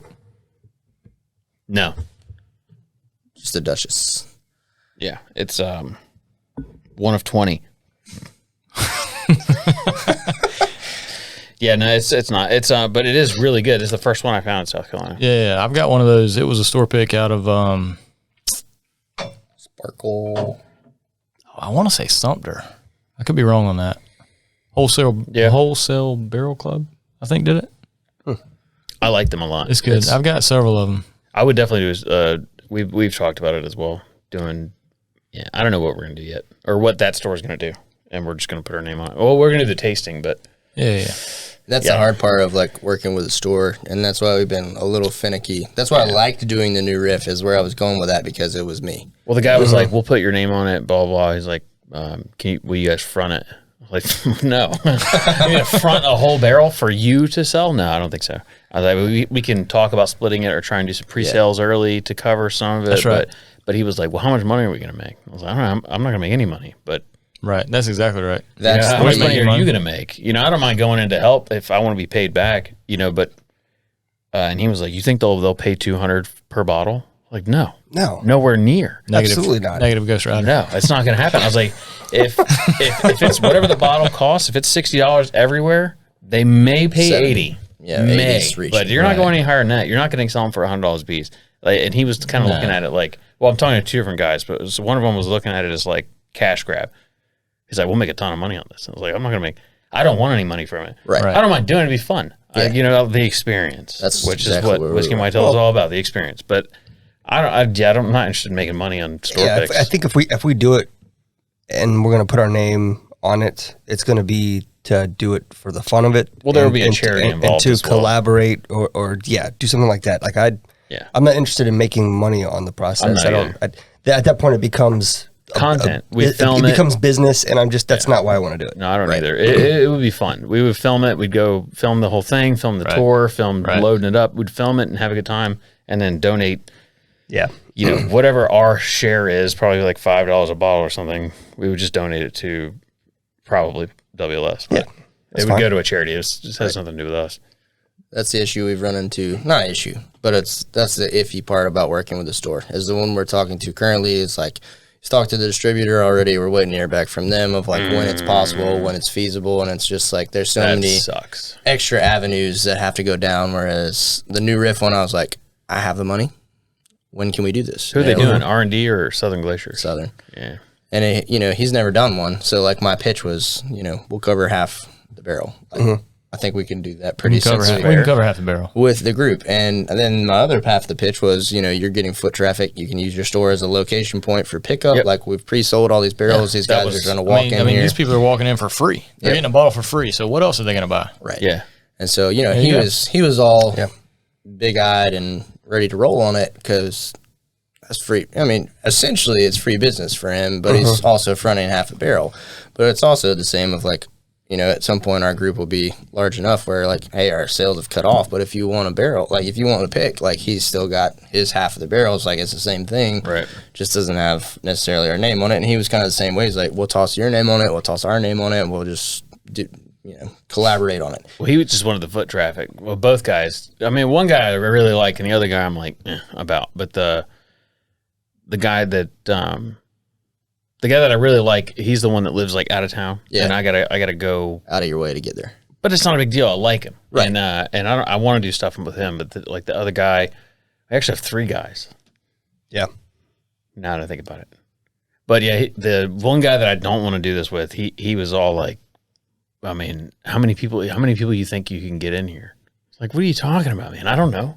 Yeah. I have no idea. I can put it on all the bourbon pages, put it on the podcast, put it on YouTube. Could be huge, could be minimal. But how many people, I mean, you look at our follower list, how many of those people live in South Carolina? I mean, there's no one from New York is going to drive down here. That's what you think. And so he sees our presence and he's like, you think, we could sell 5,000 bottles? It's like, no, absolutely no. Not even close. You know how long it's going to take us to sell a whole barrel? It's probably going to take a month, And he's like, a month? And like this guy wanted to pump out, he thought that I was going to, we were going to, I guess, pad his retirement fund. He thought that he could just pump out single barrels. I'm like, go to Gibby's and look how many single barrels he has. Tons. And they just sit there. And that's the thing. And those are good single barrels. Right. That's the issue that we've come into kind of is like, he's kind of, I don't want to say he's on the same page, but he's interested in doing it. his issue is storage because it's a small store. Yeah. So it's like when you have 60 bottles of the same thing, like if people aren't coming in and you're not pushing that out, like that's taking up inventory space of whatever, not even bourbon, like whatever else you might be selling something of. So like then he's like, well, I got to make something on this, so I can't. You know, that's where all the little things start getting weird of like, I need to charge your guys this, and this, so I make a profit on it for even coming in. And that's where I have to be, you know, kind of like a foot down to some extent. I'm like, I don't care if you charge me $5 or $10 more for the overall bottle cost, like out of the barrel. Like if it's a $70 bottle and you're charging $80, like that's not a big deal. But when you're starting to like cash grab, where if it's a $60 bottle and you want to charge $85, like that's an issue, because I wouldn't pay that out of my pocket. No. So it's some of those things where it's like, when it's $10, it's like, you know, we charged $65 for our new Rift, and I don't think people would be mad about that. It was $55 out the door. But I've also got to drive 8 hours and take my time. And take vacation time. To go pick it up. So it's like you're covering my cost to go get something good. I'm not pocketing money. It's not your cost, it's everybody's cost. Right. I mean, you want it. Yeah. That's what it takes. You're paying to not have to drive up there yourself and get it. You're paying to not have to take time off to pay for a hotel. That's it. And like, I don't think anybody sitting at this table has a problem paying $10 over Hell no. You know, MSRP for just a good store. I think everybody at this table has paid more than that over MSRP for a bottle. So. Dude, we've had that conversation like when we first started getting into it, and I don't know how long you guys have been drinking bourbon, but like, you know, there was some 30 years. When did your dad give us our first taste? Long time ago. You know, like you're trying to build a collection, and you go after everything that everybody says is good, and it's like, oh gosh, like this is the first time I've seen OWA. Yeah, like, what's the price? I'll take it. It's like, you know, we've all overpaid for stuff, and that's part of the process, I think. But you know, just going back to that, like, if it's $10, you're good. Yeah, you're good. Yeah, don't worry about it. Yeah. That's one thing that's cool about the community, the bourbon community, is the only thing I've really ever expressed, because I like almost everything. Gus has a more picky palate than I do, there's nothing wrong with that. Taste is subjective. I like almost everything, and I can find something that I appreciate about it. There's very few things that I taste and I'm like, I'm not drinking that again. Like that, the Chinese whiskey, probably not going to drink that again. But somebody comes over for Christmas, oh, you want to try that? Yeah, go ahead, have it. But it's everyone, I say all the time that Colonel Taylor, I'm not a fanboy, but if I can get it MSRP, I will buy it. I will not buy it over MSRP. All day long. OWA, I will double MSRP. MSRP, I think, is right around 40.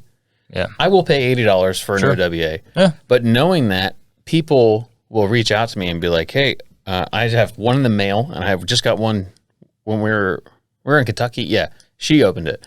I got somebody found it at MSRP, bought it, sent it to me, and they're like, "Hey, just send me something else." So like that NOLA store pick that I had from Total Wine, that was the replacement for the OWA, because the guy has any bourbon you could ever imagine. But that's what's cool about the bourbon community, is that you just say, I like this thing, and people will buy it for you and be like, just send me something else. Yeah. All right. So, Gus, maybe you've been asked this question before, maybe you hadn't. If you had to pick one bourbon to drink for the rest of your life, what would it be? I bet you he can answer it for me. He knows it. Jim Beam White. That's it. Yeah. Straight up. Jim Beam White Label, man. His old man. Or Evan Williams Bottle and Bond. His old man drank that too. This is his old man's favorite. It's simple. It's right down the middle. It's easy to drink. You can get it anywhere. You can get it anywhere. Like OWA, if I fly to New Orleans and I want to drink and I want to I'm going to see a friend and I want them to taste something good. Yeah. I can't just go buy OWA. But luckily for him, anywhere he goes, he can buy what he loves to drink. I mean, it's just really simple. It's an answer that people I think are surprised by when I say that, but it's just really simple. Look, straight down the middle, man. It's easy. My father-in-law, who is probably one of the guys who really kind of got me into it, is an Evan Williams guy. Yeah. All day long, and I've let him try everything I got. He don't care. Well, it's not he don't care. Like I think this past week, my mother-in-law finally said that Phil admitted on the way home. They came down for a day or whatever. And they came down for my son's birthday. It wasn't a day or whatever. But okay, I understand why they were there. If she listens to this, and I opened the cabinet. He asked me coming through the kitchen. He said, "You got an open bottle?" I was like, Oh yeah. Phil, there's about 65 out there that you can, you just get whatever you want, man. Whatever your heart desires. And for the first time ever, he said, she told me on the way home, he was like, there is a difference. Like, Nice. But anyway, he's an Evan Williams guy. Yeah, all day long. If it wasn't one of those two, it would be the Evan Williams single barrel. Yeah, But he was one of the ones that really got me into it. Evan Williams, Black Label. Yeah. You know, and he probably won't ever drink anything different, and that's fine. You know, it's all about what you like. You know, and that ain't for me to judge. It ain't for nobody to decide. Same question. OWA. That's a hard one.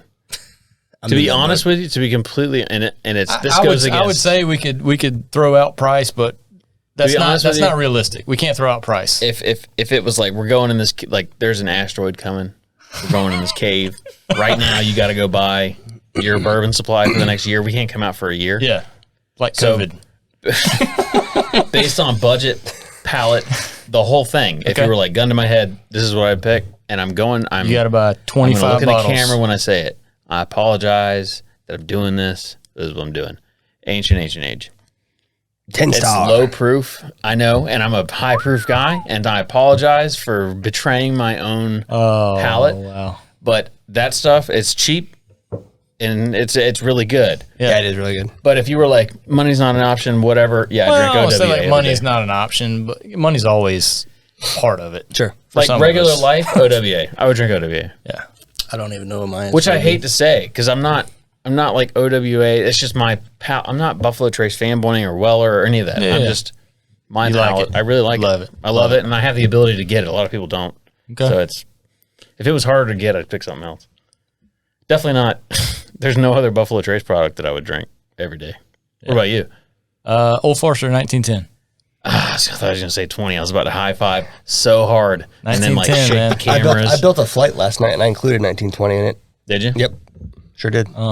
We did a blind 1897, 1910, 1920. And then the fourth one was a blend of all three. I think that's the one I picked as my favorite in that group. Yeah. No, 1915. Really I got a bottle of 1915 at the house. The 19 with the label and everything. Yeah, I saw that label on Etsy and I almost bought it. Oh, I did before they shut it down. Did you? Yeah, I did. Who shut it down? Old Force cease and desist. Brown Foreman. Oh, did they? Yeah. Nah, bastards. Yep. I mean, I get it. I sometimes I think about that on the podcast. How long before they're like, "Hey, you can't say her name." on a podcast? Yeah, I say what the fuck I want on a podcast. That's what I'm saying. Like, this is freedom of speech, free marketing. Talk to my lawyer. Podcast. Yeah, our lawyer. We have the best lawyer on the planet. He doesn't agree with hardly anything that we internally, like, you know, you have like morals and guidelines of life. Sure. Not match up with none, but he doesn't give a shit when it comes to law. He's like, I will fight anyone to the death and I'll do it for free. He's like, anything you hit. So if anybody ever wants to sue us, just know that's what's behind us, is this dude that doesn't want money unless he wins. And we don't want any money anyway. So if you come after us, you're in trouble. That's true. He's a college professor too. So he can, he can take all these kids and be like, here's my case, go do it. Yeah. And so he'll have like 50 ideas of paralegals. Real life case study. Yeah. Yep. Exactly. Torsten, you didn't answer the question. Yeah. What's yours? Oh, man. One forever. Boo Rye? That's crazy. Or we'll say a year. One for a year. One for a year? A year? Maybe your answer changes now. Yeah. I'd probably go White Dog. It might. Grandpappy's moonshine. Spend a year. Yeah, if somebody was like, hey, by the way, COVID's going to last a year, moonshine. I would just been shit-faced the whole thing. White Lightning? Yeah. Straight up. Do I have any in here? Did we bring some? No, we didn't. We don't have anything. I got a great moonshine story. We should have that for guests. I got... Do tell. Nothing illegal. I think if I was going to pick one for a year, are we switching the question for me? No, we can't switch it for you. We'll talk about that later. If I was going the rest of my life, like, oh God. Just straight up. I feel like it's such a weird answer, but like, so the St. Augustine I poured, which is just not even fair because it's a single barrel. Like, I poured it for me, for a memory. It's got sentimental value. It's super sentimental for me. Like, that was our 3-year anniversary from my wife and I. Like, that was my gift from her. It was also like commemorating our kid coming in December. That would be what I pick. And I don't know like how to tell you why, but it's because it's like in the proof range that I like, it's like right at like 111. So it's not like overly proofy, but it's not like you're drinking water. and it's got like toasting, like it's toasted, which is kind of what I gravitate towards normally. If you're dragging my head through the mud, like what are you gonna pick? Like it's gonna be something that has like marshmallowy campfire vibes, and I would go with that. If like I had to get something that wasn't. Yeah, you can't drive to St. Augustine during COVID, so. Yeah, if I wasn't going to do that, I would probably go with the Taconic Maple. Really? Yeah. That's actually a pretty good pick. I should have brought my Maple House. Yeah, so I he's got the 2 Maple picks House. that are like Maple House that are just absolute. They're money. awesome. And the reason I say that is because, so I don't mean to crap on anything because I love Jim Beam's products, but like the Knob Creek Maple is one of the first-ish bourbons I had, and I was like, literally the only time I can ever see myself drinking this is if I was having brunch in the mountains, looking over like a lake. It was freezing cold, and it's like 9 a.m. Like that's where this fits. Like I'm having a pancake. Yeah, right after breakfast. And this is my accompany drink because it's the weekend, and I don't care how the rest of the day unfolds because there's no plans. Right. Yeah. But otherwise, it's like, this is it's maple syrup for me. Yeah. And then I had the Taconic Maple at his house, and I was like, this has just enough maple in it for you to notice it, but it's not overpowering the rest of the bourbon inside. Yeah, the maple I had gotten from, I can't remember, somebody sent it to me, but it's really good. So that's a good choice, for sure. That'd be what I Did you send it? No, you didn't send it to me. I didn't send it to you. Yeah. I I would remember like who it was. to, but A Taconic Maple. so the same guy that we're talking to about the Taconic pick, I think he's got to be from New York because I had talked to Taconic, the distillery, and I was like, this is literally the only store around us that I have seen personally that I go to that actually has the pick? Taconic. Which one? The Maple The House. Maple House. That was out of It's out Georgia. Brazelton, Georgia. Okay, I know who gave it to me now. It wasn't mailed, it was given to me at work. Yeah. Okay. I So think it's Cork and Keg, I believe the store is. I don't remember. Yeah, I got a yeah, little yeah. tiny little bottle of it. Yeah, I think it's it Cork was. and Keg. Pork They and do, keg. they do a lot of solid picks. Speaking of that word, pork leg porter. Have you had that? yeah, it's solid. I've never had it. It's good. I almost bought. Do you remember which one it was yesterday? It was $320, and she was like, "You can buy it," but I didn't. Peg leg porker? Yeah, it was like a $300. It was obviously that's South Carolina marked up prices, but yeah. it was one of their special ones. I don't remember which one it was. So I had that. We went probably in April, I guess. We went to Dahlonega, Georgia. We went to a bar. We'd been drinking wine all day. Great. And we went to a bar. Did not realize like the level of intoxication that I was currently at. But I was like, let's just move on to bourbon here. Like this is the move. I mean, we're talking like it's like 6 p.m. But we had been going to. I think we went to 5 vineyards. Not us, but my wife and I. Before we knew we were pregnant, like we had been to 5. So we had our fair share. Went to a restaurant, and the bartender was like, "Oh, have you had?" I got ASW Fiddler, and she recommended that and the Peg Leg Porker. So I had them both. Literally, she poured me both. I had them side by side, and it was solid. It wasn't the 12-year like fancy. I think schmancy. this was over 10 years because that's the reason I was like, I'm not a huge fan. We have an 11-year pick out of Virginia. It's not a pick. We have an 11-year bottle out of Virginia. And it would be a really cool story that I'm going to do it in October. I'll post the picture of it and stuff for our anniversary. But it's the place we got married at. This was barreled.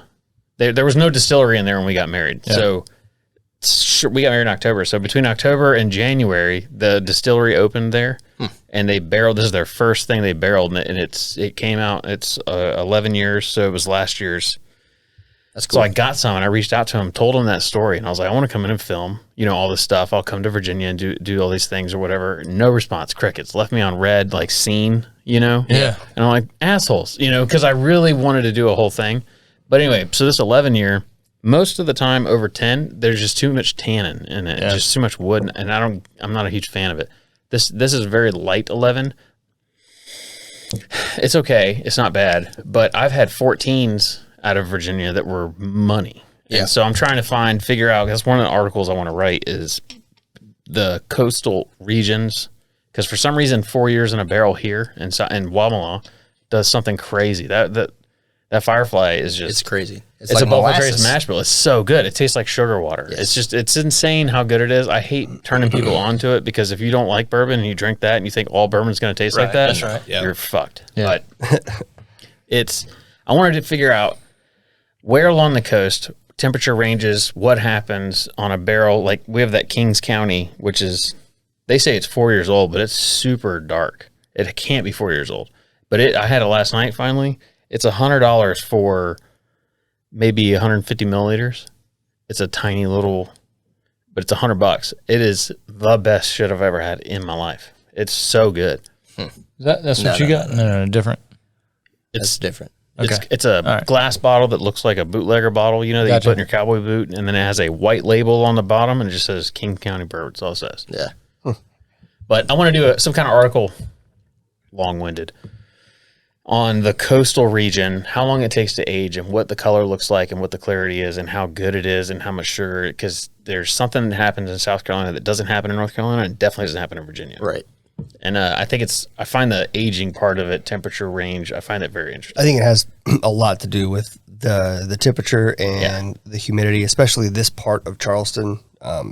Meteorologists talk about the bubble, the dome of delight. Dome of delight. One of them talks it. It has something that has to do with the weather systems that are offshore and inshore, and it's the way the South Carolina jets out. It creates like this weird bubble. Yeah, and so it just splits storms. Yeah, there's this weird just area over the Charleston sort of tri-county area that makes for interesting weather that has an interesting effect on aging bourbon.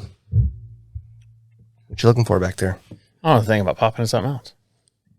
What are we going on? Five pops? Yeah, do a 5-pop episode. This would be unprecedented.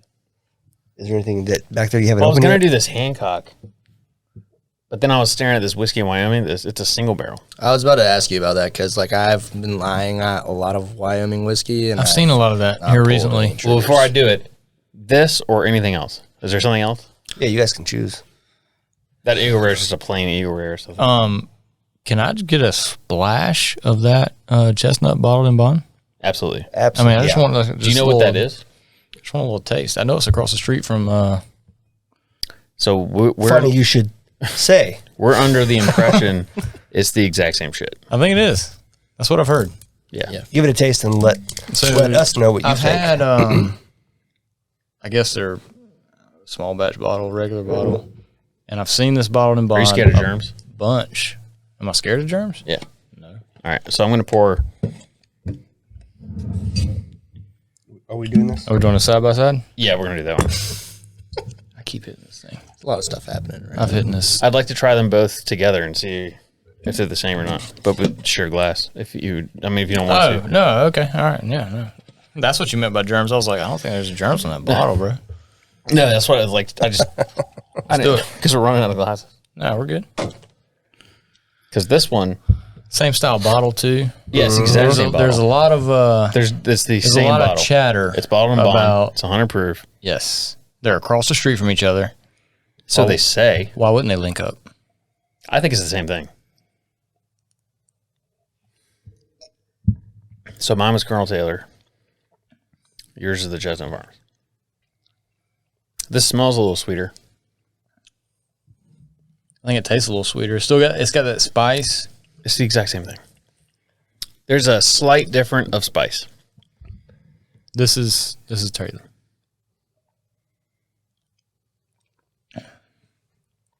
The only difference is this is actually $100. This is not. Right. Or that's not. This you can buy every day. Yeah, the Total Wine sells this. I think almost exclusively. I've never seen it outside of Total Wine. I hadn't either. It's a Total Wine pitch. But they've got it all day long. What do you think? Same thing. I mean, you could fool me for sure. You could absolutely fool me. Yep. I don't see a difference. For $60 more? Yeah, I mean, it's an expensive Colonel Taylor, and it doesn't look nearly as cool. Bottled by. And it comes in a box as well. It comes in a square box. Mm-hmm. Guess I'm just weird on You want to try? Yeah, here. This is Taylor. That's Taylor. No. This is Taylor. Oh, that's just Who knows? Well, it doesn't matter if it's Taylor Chestnut.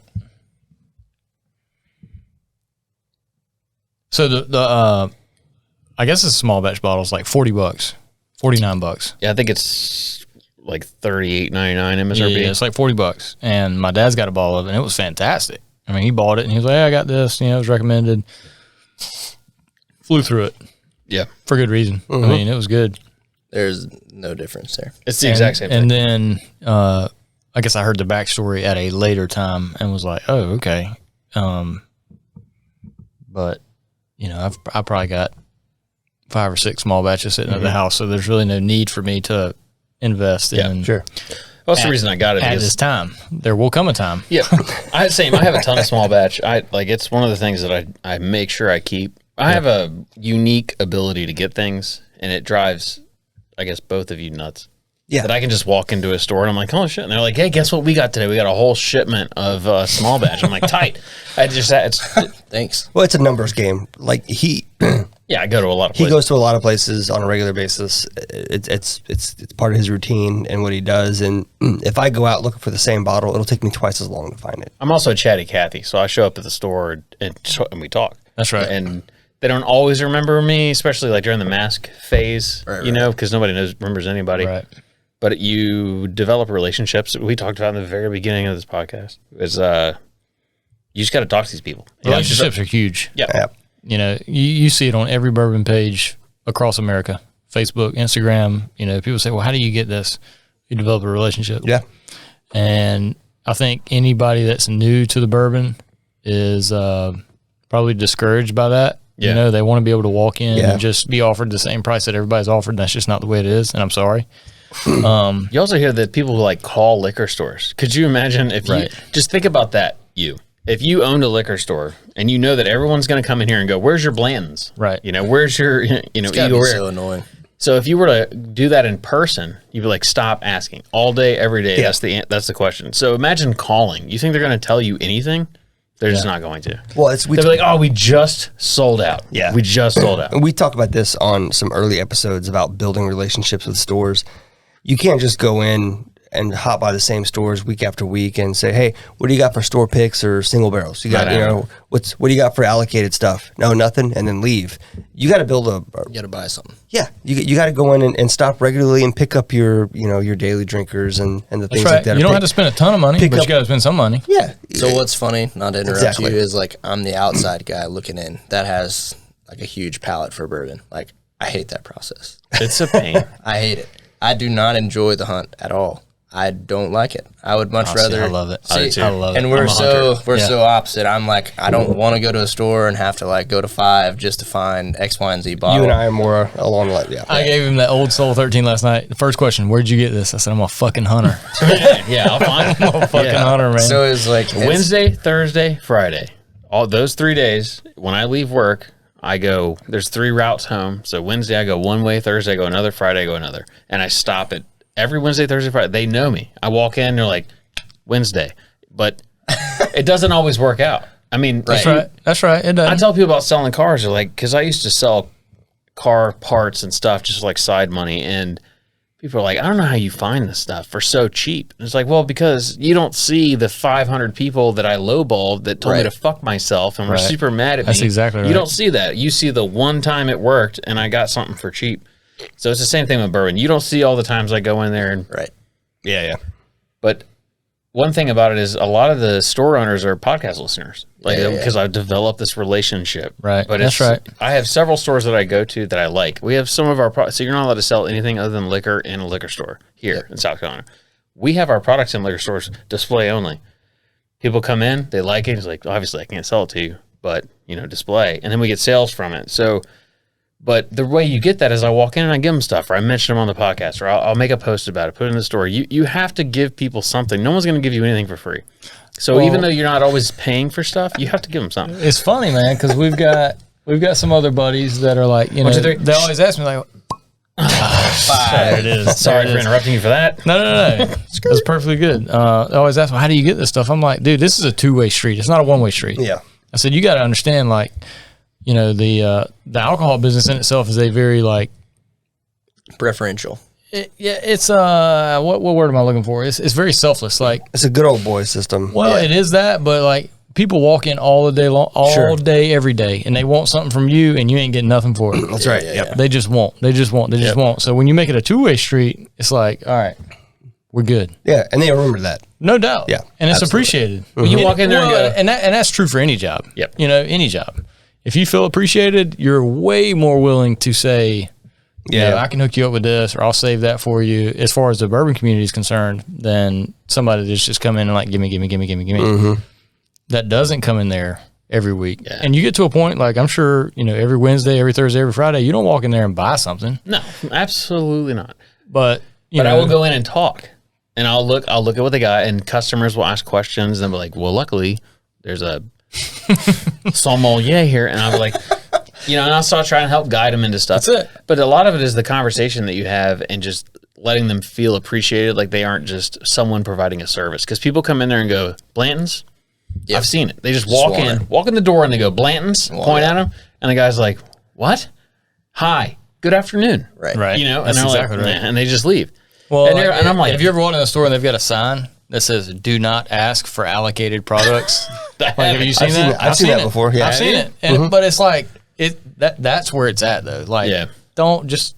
I go in there and say, If that's your goal, don't. my name's Matt, and I do not give a shit about anything made by Buffalo Trace. I can get it easily. I'm lucky. I've done the research. You can too. Anyone can. Right. You just got to figure out how. That's and right. you can do it. Well, there's one easy way, Hal, There's a lot. which is what we're talking about. yeah. But, That's probably and the easiest way. That's the easiest way, but it's taken time. For your that's it. It takes time. But I always tell them I don't care about it. I'm interested in something that you get, and you're like, never seen this before. Right. That's what I want. Yep. All right. So whenever I get, so that's what I always tell them. I'm interested in the thing that you're like, no one's going to buy this. I'll buy it. So they remember me. They're like, they get something in, they go, never heard of this. Let me call Matt. Yeah. And they call me and they're like, yeah, come on back. And you walk back there and you go, interesting. You look around and you're like, I'll buy that and these things, how much do you want to sell me? Right. And usually since you're in there and you're doing them a favor, and then, so this is a prime example. This Wyoming whiskey, single barrel. Never seen a single before. Hey, I got something weird in. I only got one of them. I don't know if it's good or not. I haven't tried it yet. But this will be our last pour. That's good. I was given the... Is this the fifth? This is the fifth pop? This is the fifth pop. Is this the first fifth pop we've done? This is the first, third, fourth, and fifth pop.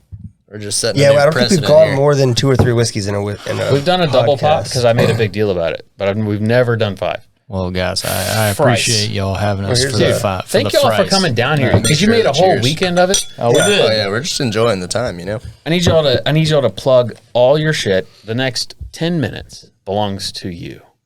Plug everything. Tell what you got coming up. Tell your favorite story. Whatever you want to do. The book, the movie, whatever you have coming out. the book, the Tell movie. us about it. Yeah, the book ain't. Whoa, try that first. Okay. Sorry. Cantaloupe. I'm baby. not gonna try that yet because I'm just sitting. We haven't talked about why I brought this, so I am gonna take a minute to bring why I brought this as my favorite please do. whiskey. Tell us about it. So I don't have that many. My collection of ryes, just whiskeys in general, is very minimal compared to the amount of bourbon I have. When you said that, I was like, dude, I have 4 bottles to pick from. It's literally 4.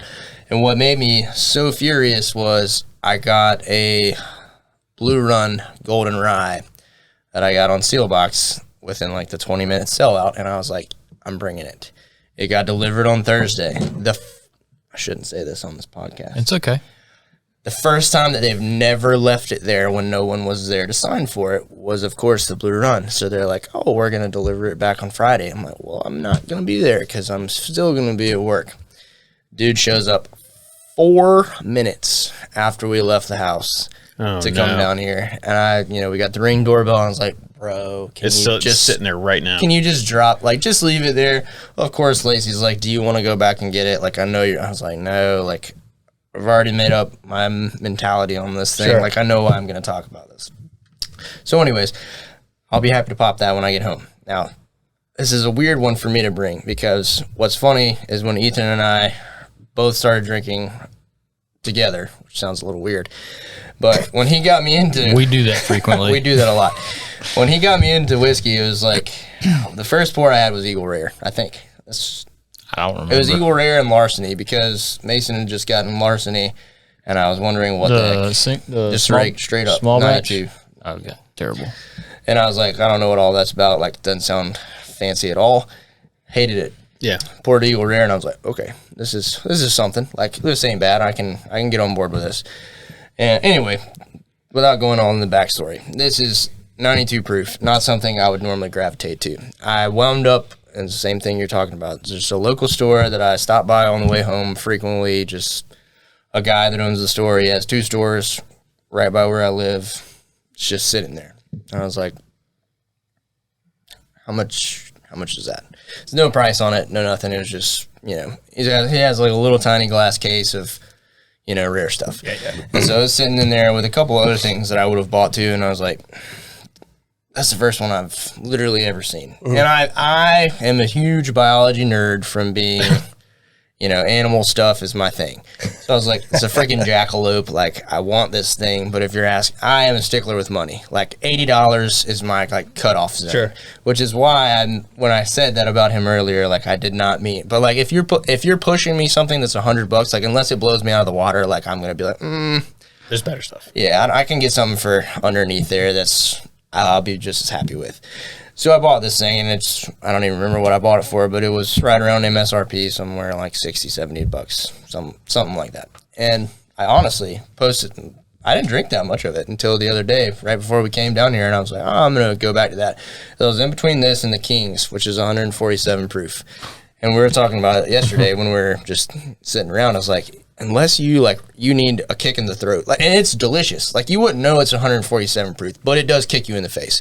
It's it's high, but you wouldn't know it's 147. And it's I just don't think that's something I want to take to recommend as this is my favorite of all time. There's a small gap of times where I'm like, yeah, this is it. So I brought this because for me, I could literally I probably could sit here the whole time we've been drinking and drink this. I don't mean any negativity towards anything we've drank, but of the stuff that we've poured, this is my favorite. Yeah. Because it's just it's like candy. We talked about it's this last the caramel night. Cream, man. Yeah. It's like a caramel cream. It's so low proof that you don't feel bad going through it, and you're just this is good stuff. Now, unfortunately, you can't get it anymore. Right, so it's if there was somebody that came to my house and was I wanted I want to know the nuances of whiskey and bourbon, and I want something that's different. Yeah. I'm interested. I don't want the basic, here's Buffalo Trace, that everybody's hyped about. I want something that's a little bit off the beaten path, but that has some, real gravity to it. This is probably what I would pull off my shelf and pour, because there's just so much stuff going on. There's, fruit, there's candy. For me, I get a lot of, dark fruit, cherry, and I mean, y'all have already drank yours, but it's because we liked it. Yeah. I get a lot of just stuff that's I like it. It's like a Starburst. It's fruit. It's blackberry. You get cherry. You get whatever. And I'm oh, okay. So yeah. All right, we got 3 minutes. 3 minutes to wrap it up. All right. What do you want to wrap up on? I want you to try this and then tell me about it. Judge you about it. No, just 30 seconds. Try it in 30 seconds because it's our last bottle on the episode. Super sweet on the nose. Mm-hmm. Smells like an orange creamsicle. I said cantaloupe. I get that. Get when you swallow cantaloupe, that. Very interesting. I do like this bottle. I said it last night. I thought it was a caramel cream. It's like the candy. It's got the. Yep. What do you think that is, though? Yeah, Wyoming. It's good. I forgot that's what we're drinking. Yeah, it's good stuff. No, you said cantaloupe. You said cantaloupe, and normally I'd have talking something to add about to it. That's where my mind was. I'm sorry. Yeah, I get cantaloupe. Which is interesting. I've never had cantaloupe in a bourbon. I don't. Bourbon? Honestly, I don't really enjoy it. It's bourbon. It's not my favorite. Yeah, it's not my favorite. It's just an interesting flavor. It's definitely different. What's the white label? Is that just a small batch? I've seen that a bunch of places. The Wyoming? Yeah, so they're known for weeded. They do a lot of weeded stuff. So 2 minutes. Plug your IG, where people can find you. It's like a hot cantaloupe. Anything you want anyone to know. We're at Rocks and Glencairn. Nothing hard. We have a turtle as our logo. Plug real fast. My name's Torsten. I do all the Instagram stuff, so that's why I went with the turtle, which I kind of feel bad about now because I left him out of the design. It's got a Glencairn glass in it. Originally, we wanted to do something for charities for animals, and we're probably going to look into that going forward. It's just something we're not necessarily super in the place to do at the current standing. Yeah. But it's something we're super interested in. It's I always wanted to be a marine biologist when I was little. Still would take that job in a heartbeat if I could. Yeah. Just because it's something I love. So Turtles, Torsten, that was my nickname, Torty. Cool. When I was in high school, and that's where the logo came from. Awesome. Besides that, I guess my thing is I like drinking different stuff and weird stuff and talking about it, and that's basically what we started the whole thing for. Well, not to put them on the spot, but we have reached out to the Charleston Aquarium to look at, partner with them to do a donation for the sea turtles. We want to adopt a turtle. So, That'd be tight. so we're working on that. We're working with them on that. So we're just it's a slow process of things that come in the future, and ideally, like what we would like to do is be able to just take whiskey, like what we're doing with single barrel picks. A portion of that pick would go back to some sort of conservation. Yeah, that'd be cool. And that's basically the idea behind the turtle. Besides my nickname, that's essentially where that came from. Nice. And ideally, we want to. well, it's like you guys. We ain't looking to make any money on this. We do this because It's we just love fun. it. I mean, we just love it. It's fun, and we enjoy it. We enjoy coming down, and again, Absolutely. we appreciate you guys having us. And Yeah, I'm glad you guys came down. For sure. it's been a fun afternoon. It really has. And you'll see that we tag between 12 and 15 accounts on every post that we make. And if you want to be one of those people, all you got to do is tag us and your stuff, and then we start tagging you. But there will always be a Rocks and Glencairns tag on everything that we do. Yep. We like them. They're good people. I'm glad you guys came down. Thanks for having us. And I'm excited for our future together and like doing stuff together and working yeah. on stuff. And you guys Absolutely. are pretty local, so it's easy. It's really easy. This is like a Never picked vacation to come. spot for us. So just anytime. Yeah. Anytime you guys are in town, let us know. Yeah, for sure. So cheers, everybody. Thanks all for coming. Cheers. Absolutely. And stay healthy. Play a sound. Close us out. No, don't, because that'll screw up our actual sound. So hit that button, Gus.